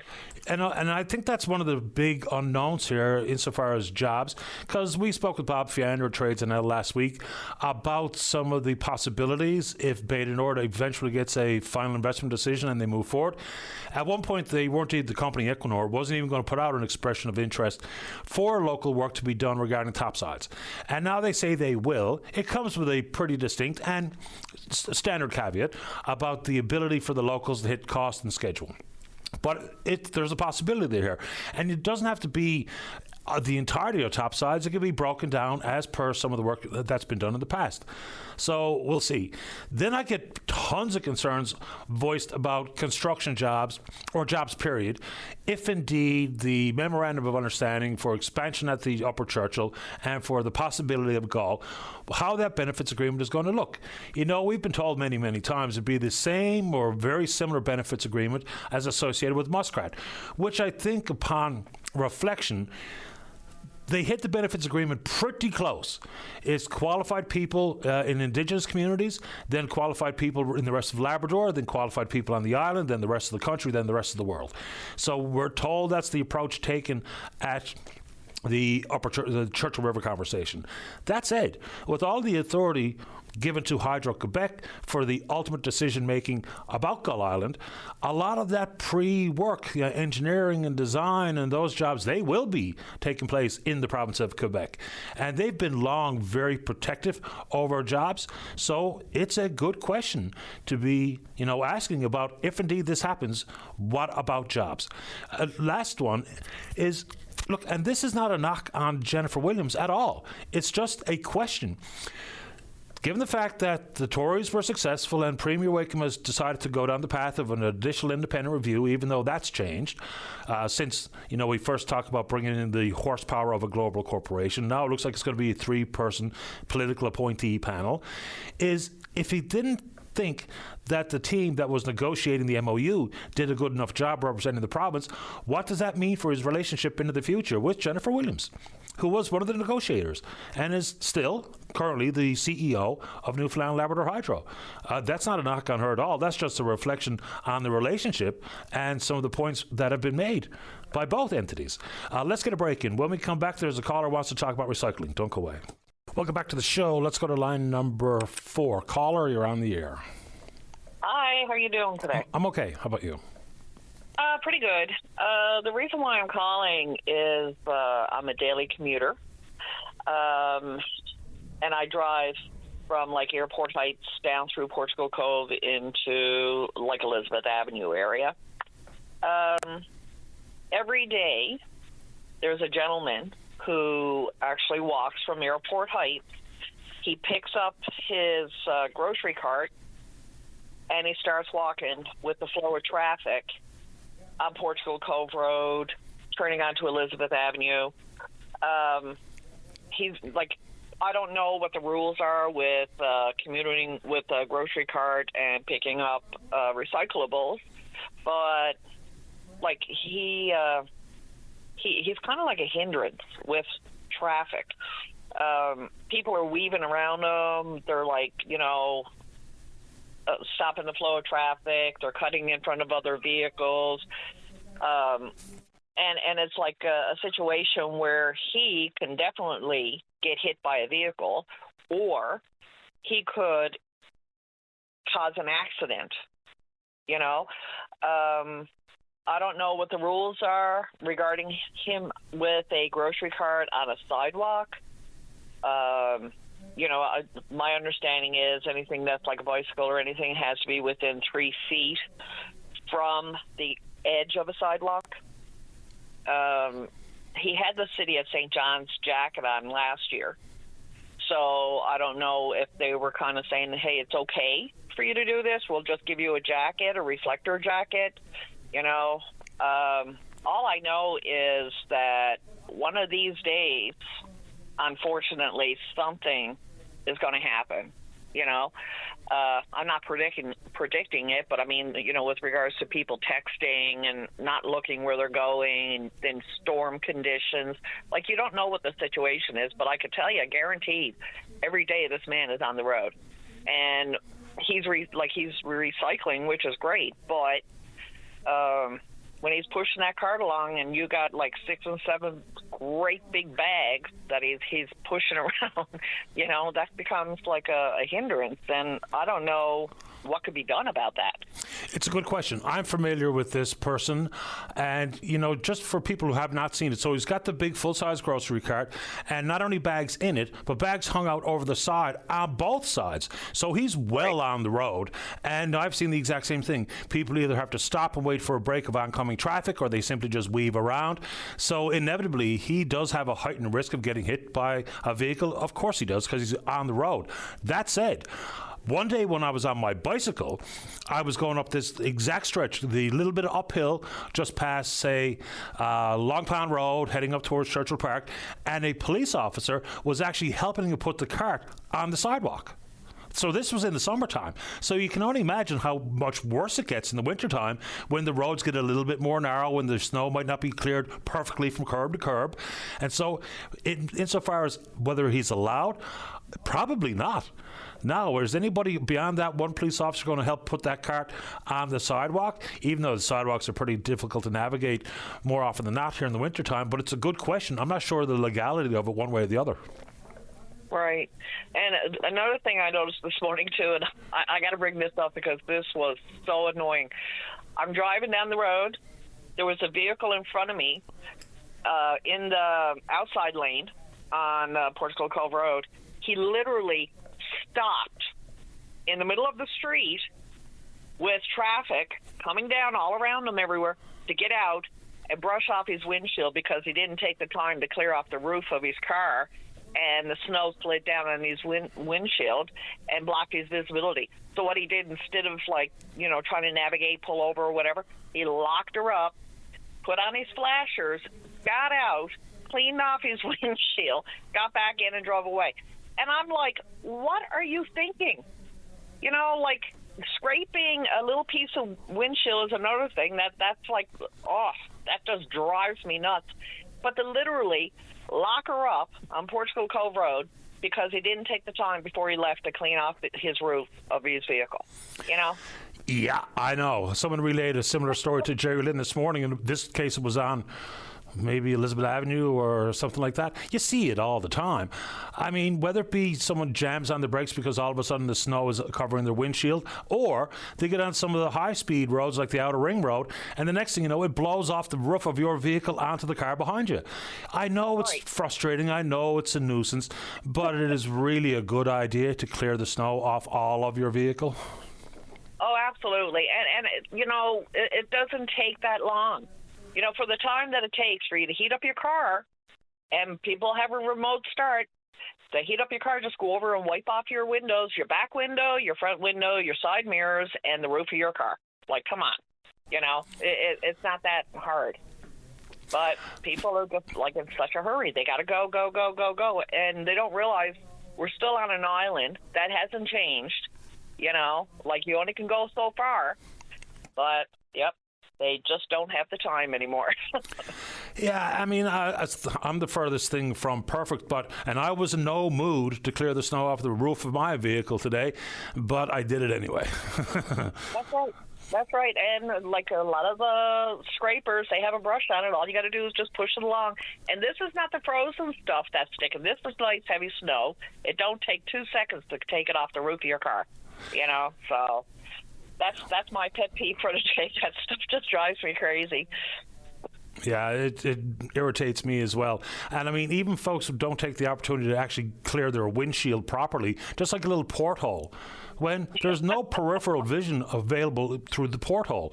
So again, I hate to be preaching about what people should do, but cleaning the snow off your car presents a danger. You just painted a picture of one, and everyone who's ever traveled the Outer Ring Road the day after a snowfall can report snow blowing off other people's vehicles back into the traffic behind them. Of course, where do you think it's going to go?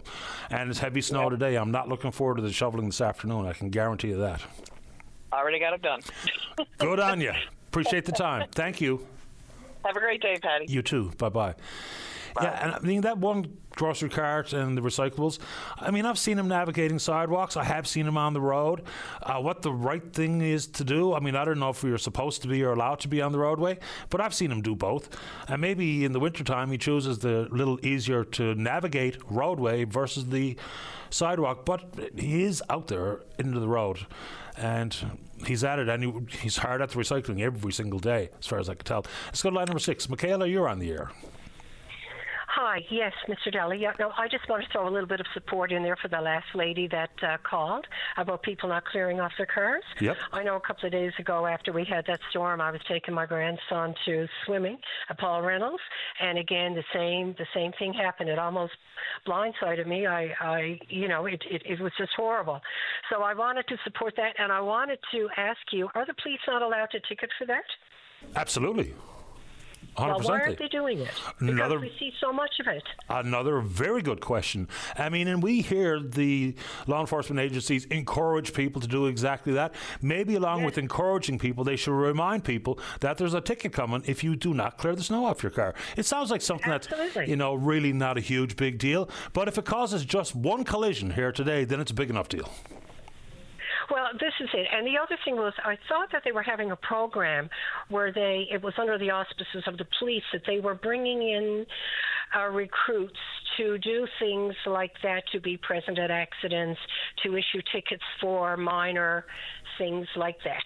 And I'm wondering, where did that go? Like, has that started? It's ongoing. Yes, that's the short answer. Is yeah, they're going to do that, and that's a really good idea. You don't need a fully trained, experienced, armed police officer standing around waiting for a tow truck. I mean, I'm just a common layperson, and if I see a car, and like you said, they got a little hole in the middle of the windshield, their side mirrors are not cleared, their car is covered in snow, it's, to me, it's very dangerous. And I'll tell you another thing that they allow here that I know after driving the highways in other provinces: people who go off the Outer Ring Road to answer their cell phones. You are absolutely not allowed to pull off the side of the road unless it's a dire emergency. I can speak clearly for Ontario. You will get, I think it's $1,000 or $1,500 fine. I'm not sure, but you are absolutely not allowed to do that. And here we have it all the time. The other day I was taking an exit again, going on the Outer Ring Road off Thorburn Road, and a person pulled off right on the exit to answer her phone. Yeah. I can't believe it. Like, why can't we have? Who's protecting us? You know, sometimes you got to stop and say, like, who's protecting us in these cases? You know, are we afraid? Are we afraid to ticket people? Are we afraid to give out penalties? No, and nor should we be. But, you know, in this case, we're our own worst enemy. People know better. They do. They absolutely know better. And put it this way, if they were the travelling public behind the car that did that, they'd be the first one to curse them out. Absolutely. But I don't see any signs on our roads, like the outer ring and the highways, to say that it is against the law to pull off unless it's an emergency. Is it? And that's another thing I wanted to throw out this morning, just for you to maybe investigate or let me know. Happy to do it, Michaela, and I appreciate your time. Okay, thank you, and thank you very much, because I think it's a wonderful, wonderful program. And, you know, when you're driving around, and I will just tell you this, a lot of grandparents now are driving around with their grandchildren, taking them to play groups, activities, whatever, and it's first thing in the morning. You're usually there for 9:30, whatever. And you know what, I would just like to feel that, you know, I can count on the authorities, like, to keep us safe. So I don't understand why there aren't more penalties given for things like this. And I've seen the police in the vicinities where they have seen, if I've seen the cars that are covered and the snow is pummeling off the roofs, they see it. But there is no action taken. So just putting it out there. And thank you very much. My appreciation to you for your call. Thank you. Okay, thank you, sir. Bye. Okay, bye-bye. Yeah, it's a fair question. And, you know, it's not big news stuff, but, you know, when there's tickets issued for passing a school bus, let's get an update from the RNC. When there are tickets on these days after snowfall where people didn't clear off their vehicles and were given a fine, whatever, let's just, you know, have a quick news release from them so that we can put it out there. Hey, if you don't do these very fundamental things, like not pass a school bus or not clear off your car or pull over to take a cell phone call on an exit lane off the Outer Ring Road, you're going to get a ticket. Let's go ahead and get a break in. Don't go away. You're listening to a rebroadcast of VOCM Open Line. Have your say by calling 709-273-5211 or 1-888-590-8626 and listen live weekday mornings at 9 a.m. Welcome back to the show. Let's go to line number 6. Caller, you're on the air. Hi, Patty. How are you this morning? I'm great. How about you? I'm good, thanks. I normally don't call very often, but I'm calling this morning to report yet another telephone scam. Okay. And I wouldn't be calling at all. It's just that this can be potentially dangerous to anybody who uses Bell Canada or Bell Alliant. What they're doing, they're calling around customers. They're telling people that they're going to be updating their internet routers, their cable systems, their telephones, and what have you. You press 1 to get a specific date and time.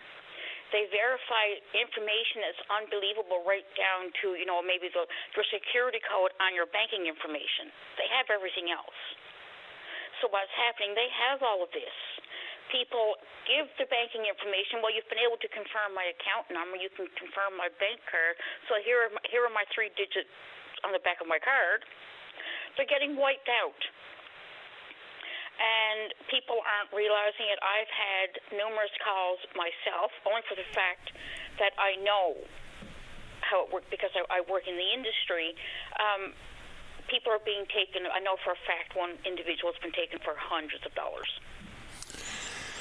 Yeah, I mean, pretty much now the rule of thumb we all have to follow by is if it's unsolicited, unprovoked, not advertised in the traditional media lanes, it's probably a scam.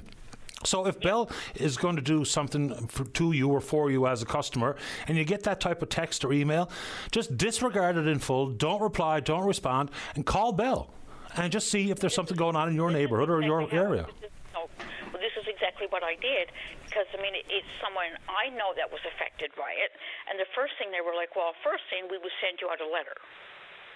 Second thing, if we're going to do it, we're going to wait for you to contact us. We're not going to contact you out of the blue. And number 3, check your phone numbers, because, like, these numbers, they look very legitimate, unfortunately. So, I mean, and this applies to, anyone who's vulnerable, elderly and let's face it, not everyone has, are computer savvy or tech savvy. So they may very well give out this information. We've been getting calls here almost on a daily basis from Bell. And from what I can gather, it's that time of year. So, of course, they're targeting the elderly, they're targeting the vulnerable, and people are paying the price for it dearly, yet again, so close to Christmas. Yeah, the general rule of thumb that we all have to go with here now is if there's, whether it be your bank or your telecom provider or anything else under the sun, if they contact you and you weren't expecting it, just call them directly. So whether it be you have to call the Royal Bank or whether you have to call Bell or anything like that, just do yourself that favor. No matter what, do not give anybody any of your personal information, from your banking information, your social insurance number, or anything of the like, because it's probably 99% chance these days it is a scam. It's nasty, so just let your callers know if they get calls from Bell Alliant or Bell Canada, call them first because they're at it. It's that wonderful time of year, of course. Yeah, and they're absolutely relentless. And one of the meaningful changes for the scamming community is when we used to be able to say that these big 18-digit numbers showed up, you knew it was a scam. But now it can look like it's coming from Elizabeth Avenue if you're living here in St. John's. It's not worth falling for, so just be careful every single time. You call them back yourself. Thank you for putting this out there, and you have a wonderful day. The very same to you. Take care. Bye-bye. Bye-bye. I mean, it's nonstop. It's gone from the Nigerian prince business all the way down to text messages that say they're coming from Service NL, and you got a ticket for passing a school bus going 43 kilometers an hour, all these types of things. Or you're in a school zone, got caught going 43 kilometers an hour. Here's how you can pay your fine. Or another one going around that looks like it's coming from the government, where you have a rebate coming. None of those things are true.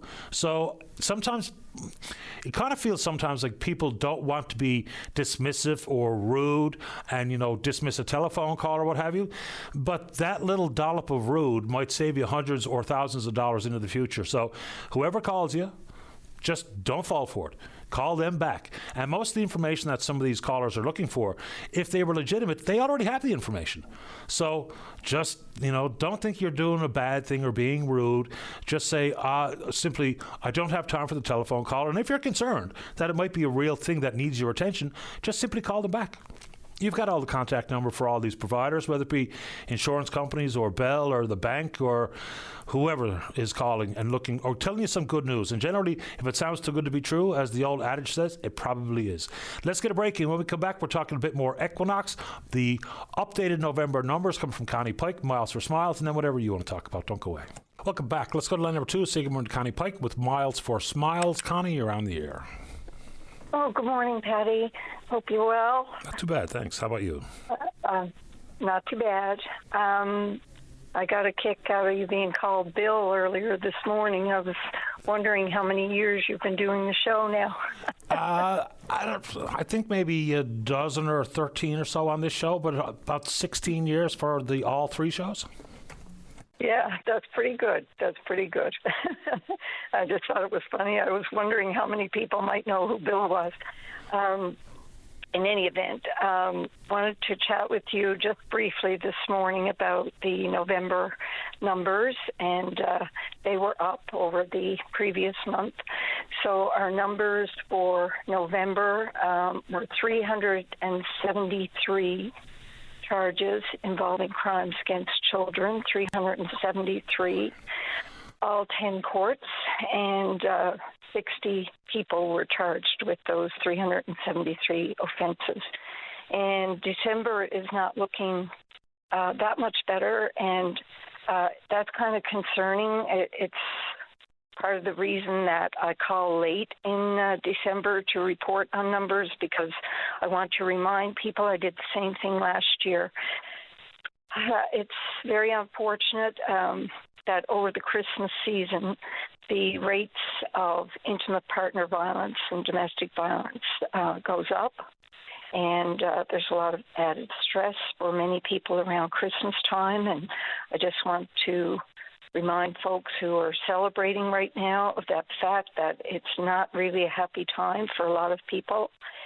And, of course, when these rates of intimate partner violence go up over Christmas. The children are home from school, and more children witness these events and become secondary victims. So that is a much added concern during December month, I can assure you.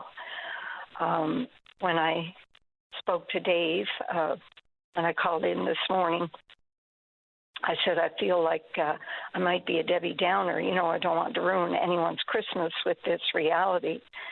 But Dave said something very profound, and he said, you could be saving someone's Christmas. So I really hope that that's the case.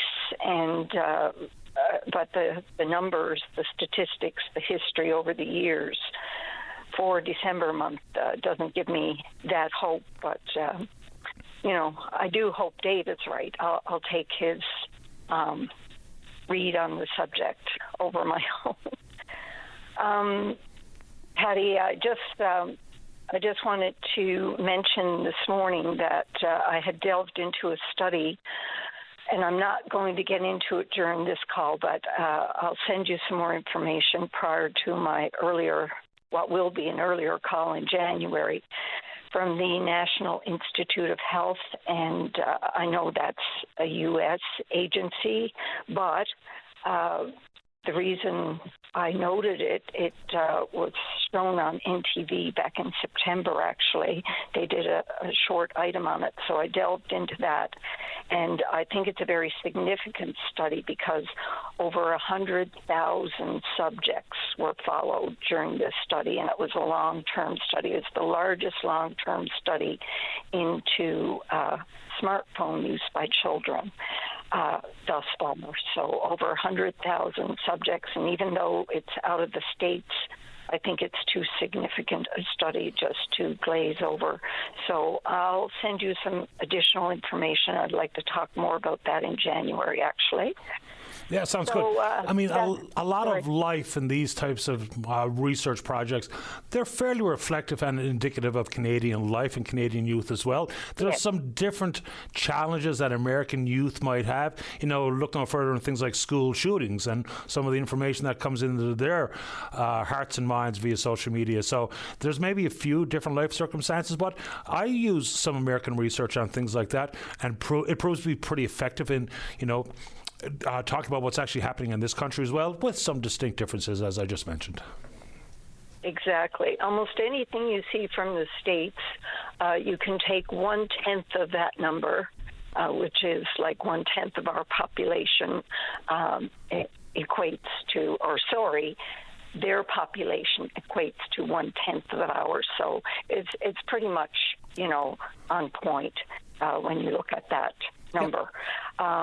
And like I said, I just wanted to remind people, I want to bring to people's attention that Christmas is not a happy time always for a lot of adults who are feeling the pressures and stress that seem to culminate over the Christmas season. And it was always my experience. I don't know if this number is still accurate or not, but I know that over the Christmas season, we often saw the suicide rate increase as well. So it's a stressful time for a lot of people, and I just asked folks to keep that in mind. I heard on the news this morning there, on your news, that, you know, Newfoundlanders aren't as giving as people might think. So I would just ask you to give your kindness. If nothing else, just give kindness. It might make a huge difference in someone's life. And, you know, I want to thank VOCM, actually, for all the work that you do during the year. You do so much charitable work. You get so much information out. And you're probably, your show and how you deliver the information and what you encompass during the year, the good and the bad, and the issues and the problems and the needs we have to deal with. I can't say enough good about it because I don't think people really value the importance of accurate information enough. So I want to thank you and your team there. Dave is phenomenal. He organizes things so well for you, and I just really appreciate it as a listener and a participant. And I appreciate the kind words. And you talk about accurate information. It's becoming really difficult to ensure that what we're talking about is accurate. Like if I just try to go out and read from the obvious sources, which I've got like 11 subscriptions to newspapers in North America, even inside of those pages, digital pages, sometimes it's really tricky. And if you just use the internet and especially social media, more often than not, it's complete and utter garbage. But it gets repeated so often that for some people, it's the God's honest truth. It's gospel, as they say, when in fact it's not. So it's becoming very, very difficult to be on top of the accuracy game. But I appreciate your contribution this morning, Connie, and the kind words. Thank you. Thank you so much, Patty. And like you just said, the amount of disinformation, the amount of misinformation, you have to check it all yourself. Don't rely on what you're seeing and hearing all the time.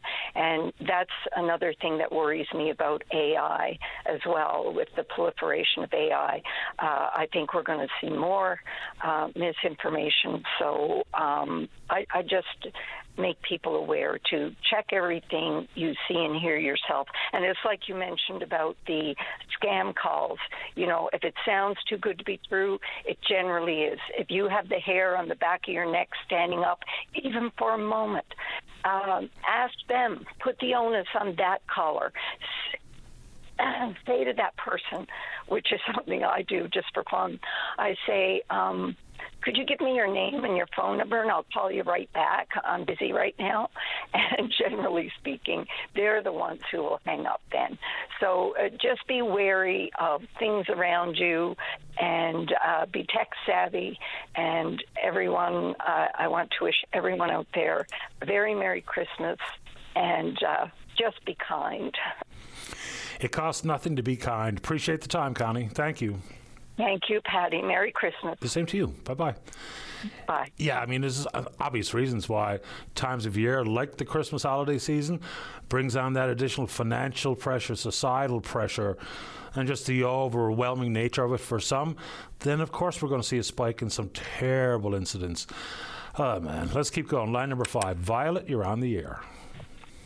Hi, Patty. I called to say Merry Christmas to you and all the best to you and yours in the new year. Thank you, Violet. I wish you a Merry Christmas and Happy New Year as well. Thanks. I'm not doing good, Patty. Oh, no? What's going on? I lost my son in Calgary. He was murdered and cut up, and his privates were cut out and shoved down his throat and everything. So this is a long time ago, isn't it, Violet? August. It was this August? No, past August. Oh, okay. And I lost my little girl to a month in the difference of it. She was starved to death by her husband. She wouldn't leave him because she was an honest girl and she didn't want to leave him, but he starved her to death. It's a terribly sad story, Violet, and I'm sorry to hear it. But in the more pleasant set of circumstances, I do wish you a Merry Christmas. I hope you're going to be okay, and hope 2026 is a great year for you. Patty, and all the best to you. And I'm still cleaning them cats, them ornaments. I'm still shining them up. Oh, good for you. Their nose is still right shiny. That's nice to hear, Violet. I'm glad to hear it, and I appreciate your time. Thanks for calling. Okay, bye-bye. Bye-bye. Yeah, let's see here. Fergus, you stay right there. He's next. He's got a buddy who's having a problem with. We'll find out. How are we doing on the phones other than that, Dave? Great day to get on the show. You know the numbers. Don't go away. The Tim Powers Show. Join the conversation weekday afternoons at 4 p.m. on your VOCM. Welcome back. Let's go to line number 1. Dave, can you put that on for me? Fergus, you're on the air. How are you, Pat? Not bad. You? That's good, that's good. Listen, I'm just calling on behalf of my cousin. He is actually Paddy. You were talking to him. I don't know, there a few days ago last week, Pat. Okay, yeah. What was the subject? It's about everything. It's kind of like, it's hard to explain. there's a dispute over land and properties and stuff. You know what I'm saying? Oh, yes, okay, yeah.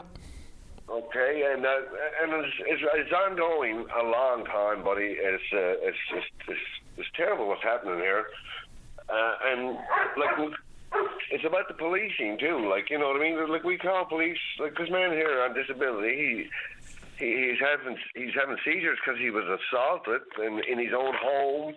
Like, this is ongoing since 2017, Pat. And I myself personally, I'm his trustee. I'm his cousin. He's like a brother to me. I'm involved in it because he suspiciously had a fire down here in 2017. That was just after he got a beating. But and I'm involved since that. I myself personally am disabled and not able to work no more because I've had seizures because of the same crowd that's here. But if they're all saying that they owns what they owns, that's all we're trying to say. If all these people are saying they owns what they owns, why don't they show the papers? Now, this man is down here now. He haven't got 2 cents to rub together. He's on disability. He's bed up. He's broke up. He's starved to death here. And you got to get a lawyer. Now, if there's somebody else there who is actually legit a lawyer and a person with authority, like his poor old mother said, rest her soul, Aunt Treese, give this to a person with authority. He has the papers to prove what is what, and people. There's lots of fake papers going around. He have all police reports. Everything is here. Who is the person of authority that we have to call to get to look at these papers? Because the police don't want to have nothing to do with it. They're sick. Apparently, they're sick of coming down here. The MHA, yeah, that's right. They give up. Nobody wants to come here no more because he thinks the man is crazy. And I personally, I'm involved with it now too because he thinks I'm crazy, right? And we need help. And I just like to know, who is this person of authority that we have to show these papers to prove to these people what is what? Now, I have a number here that one of your fellas gave me. I don't know, 722-2643. Now, I forget the name. My head has gone to because it's the same situation. But it's not right. You just can't come in and beat a man up on his couch. You can't come in and set him on fire, man. You can't do this. And when a fellow like myself steps in and tries to defend himself, then they got me gone. The other night now there's another fellow involved. You know what I mean? A man, in his own window in the house, and a young fellow down there throwing a bottle of water at him. Like, come on, man. You don't need that. The man is 66 years old. That's enough is enough. Yeah, the number we gave him was for free public information, legal advice. I got my hair broke down there, Pat. It's public legal aid, right? It's public legal aid. Is it something like that? PLEAN is the acronym, yeah. Yeah, PLEAN. Yeah, that's right. I didn't understand the word. Well, I don't know who it is, but I'd like to know who it is. Like, this is terrible. It's terrible. This man got to go through another winter of this stuff like this. I'm afraid he's not going to make next summer. Okay. He's done it. But anyway, I'd just like to let people know, like, if they all say that they got the papers, but I don't understand it. Why don't they show them? Have you tried? What I mean? Have you tried calling that number that we gave you? Well, he tried legal aid years ago, Pat. This was on the go since 2017, plus before that. But actually, since he got assaulted, that's when I got involved. But they're not legal aid, though. It's a different entity with a different mandate. They might be able to give him free legal advice. It's not like legal aid if you're facing a criminal charge in court. You know what I mean? Like, the man haven't got the money to get a lawyer. He's down here now. He's down there throwing out his head because all the lawyers he's after calling what? 118 pounds. 118 pounds, yeah. But he's after calling like 30, 40 lawyers. Like, you know what I mean? Like, and nobody wants to listen because he thinks he's crazy. Yeah. But if they think he's crazy and he wants to prove he's crazy, come down and look at the papers. Like, put it out there. Okay, it's really confusing to hear him talking in the background. So the information that I gave you is for free legal advice. So they might be able to point you in a direction that can be helpful. That's why we gave you that number. Yeah, okay. But I've been here on many occasions when the police was down called. I got assaulted myself, actually. But even the police are saying they don't care. Just stop calling us. You understand? That's not right. That's not right. I told him he's phoning too much. He getting assaulted all the ways around the conference, and he's phoning too much. So what are you supposed to do? I obviously is what they're trying to do. They're trying to get us to react, but we're trying to be the bigger man here. But I don't know. All it takes is the person with authority to look at the man's papers. That's all it would have took. Like a whole Ukraine. Oh, okay. So please do call that. Outsiders. Please do. Get outsiders. I'm not sure what that means, but please do call that number to see if they have legal advice that could be helpful. That's why we gave it to you.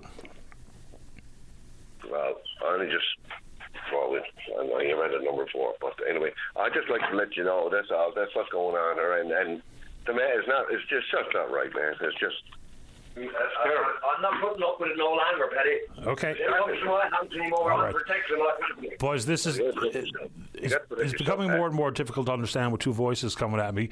But please do. That's why I tried to call Pat, because he's wound up like a long time. Like he's stressed really out, really stressed out. I mean, and it's like that. That's the way it is. Give me an update if you do indeed get some helpful legal advice from Plean and that number that we gave you, because they might be able to help. That number, yeah. Yeah, they might be able to help you out. Thank you. We'll try that one. Please do. Number, yeah. And let me know. I will, Pat, for sure. Thanks, Fergus. Thank you very much. Have a great day, bud. The same to you. Bye-bye. They've been helpful in the past, but not every time, because there's only so much that particular outfit can do. As Kevin O'Shea and his crew down at Plean, but you never know. That quick phone call may indeed provide that one bit of missing legal advice that might make Paddy's issue go by the wayside, or at least advance it to some hopeful resolution into the future. Let's check out the Twitter box for VOSM Open Line. You know what to do. You can follow us there. Some comments coming in, and there's an interesting observation made about recycling, because I said recycling even though I knew exactly what we were going to talk about. So the question is, now that we're no longer having to pay to ship tires out of the province for recycling, which was always mind-boggling to me, and that was to the tune of hundreds of thousands of dollars per year, now that that's changed and we're able to recycle tires here in the province, what has that meant to the amount of money floating around at the MMSB, the Multi-Material Stewardship Board? It's a good question.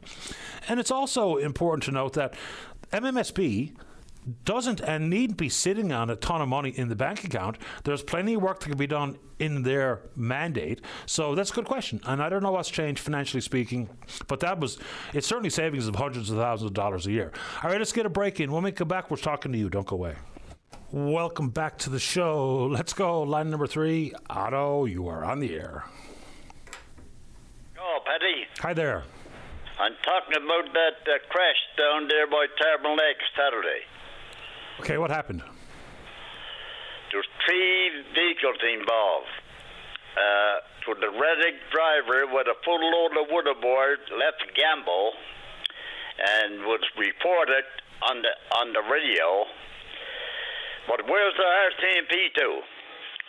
One guy got 9 ribs broke, spine damage, his wife lost her baby, and there's a kid in the back seat.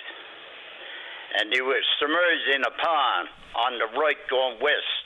They were going east from Bucklands to St. John's. Now, I know the guy went to Corner Brook to his cabin, never saw a police car. What they got squad cars? Did they just go get coffee or what? Tim Hortons? Come on, buddy, get out your ass, eh? Good, watch the cursing. I don't know about how many RCMP officers are working out of that detachment, nor do I know how much traffic enforcement they're doing these days. So are you wondering where were the RCMP before this collision happened? Well, right now from Clarendon, it's Gander Highway Patrol. Looks after the highway. Okay. So the Reddick driver driving a wood truck, a tractor trailer or whatever, shouldn't need to be stopped. His truck was demolished, and he hit the car at 0 they went out in the pond going west. There's a pond there on the right. And he got his spine damaged and 9 ribs broke, and his wife lost her baby. And there's a kid in the back seat. No cops on the road. What, you going to Tim Hortons or what? I don't know. I think they're probably doing more than that. But I'm going to leave my number. Let someone call me. Okay. 709-433-2563. Tell the RCMP to call me. And hopefully they will. Absolutely. Otto, I hope so, buddy. I appreciate your time. Thanks a lot. Paddy, make sure you stop to A&W. If I'm passing through, I will. The boys love to meet you. Thanks a lot, Otto. I appreciate it. I'm going to shake your hand knitting, too.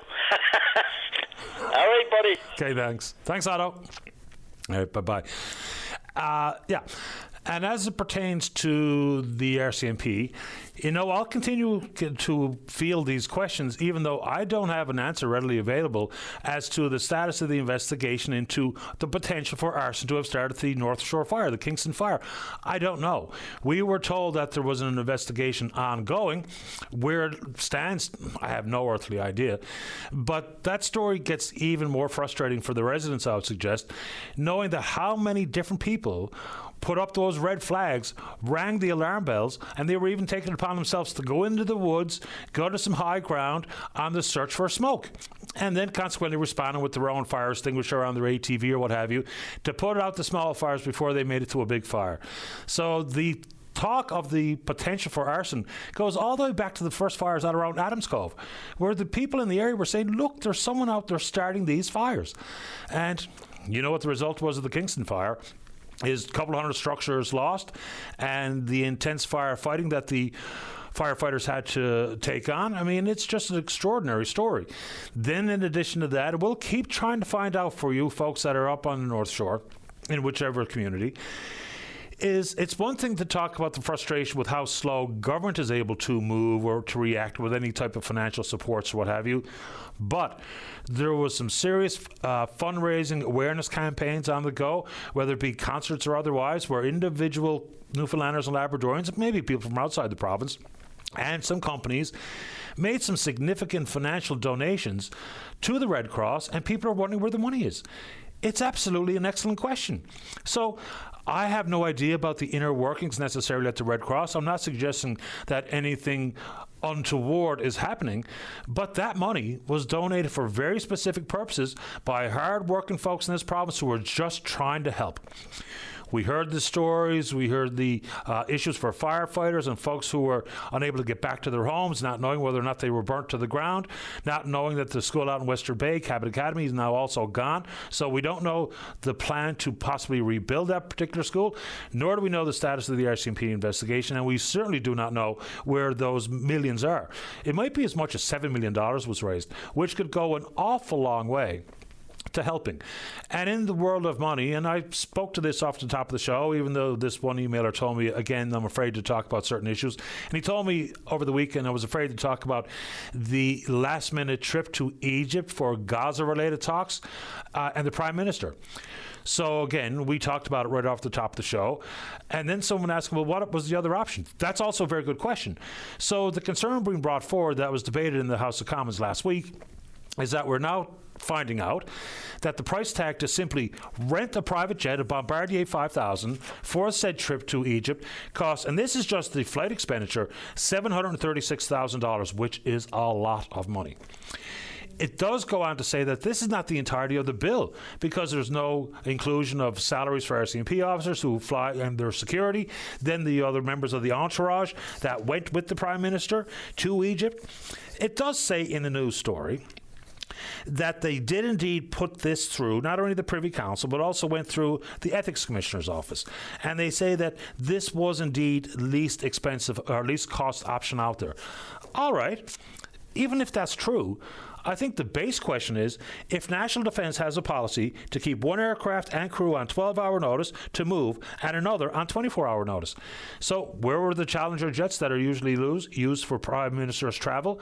Then one of the emailers said he should just fly like the rest of us in commercial. I don't think, regardless if we're talking about a Liberal or a Conservative Prime Minister, is there's reasons why their security risks are so big. And can you imagine the snarl at security if the Prime Minister was on your flight? So anyway, very quick, last one goes to line number 1. Bev, you're on the air. Good morning, Patty. How you doing? Very well. How about you? Fine. I'm hanging in there. But listen, first of all, I'm glad that you have patience. I've been listening to your line every morning, and I had to call in about comments that are made about the police.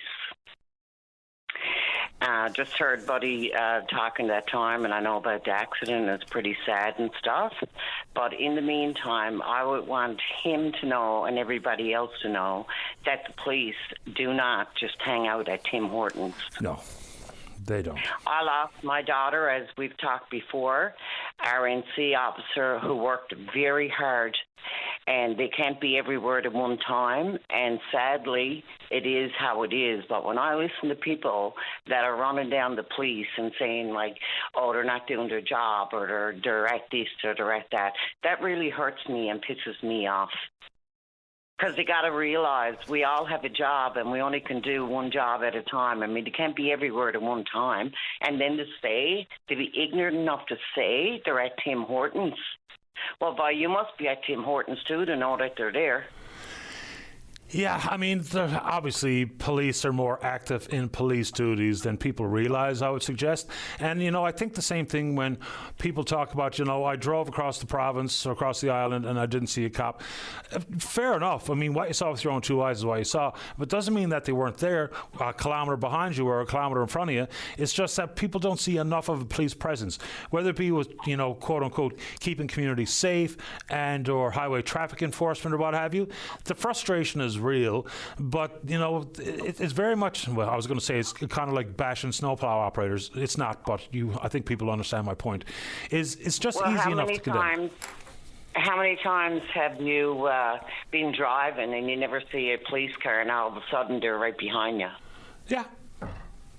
You know what I mean? Yep. The police are doing their job, and this day and age is not an easy job with everything that's going on. But for me to listen to someone to say that the police are at Tim Hortons, well, listen, I think that's pure ignorance, and it's not very nice. They work hard at their job. They get up, they go, they put on their uniform, and they don't know this day and age if they're even going to come home alive. And as I don't know if this man is a parent or not a parent, but you step into their boots and put on their uniforms and go out, and then call into Paddy Daly. No, that's not right.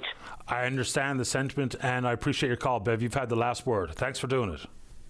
Okay, Merry Christmas, Paddy, to all of you and your family, and I'll be talking to you in the new year. Thanks. Same to you, Bev. Okay, bye-bye. Right, bye-bye.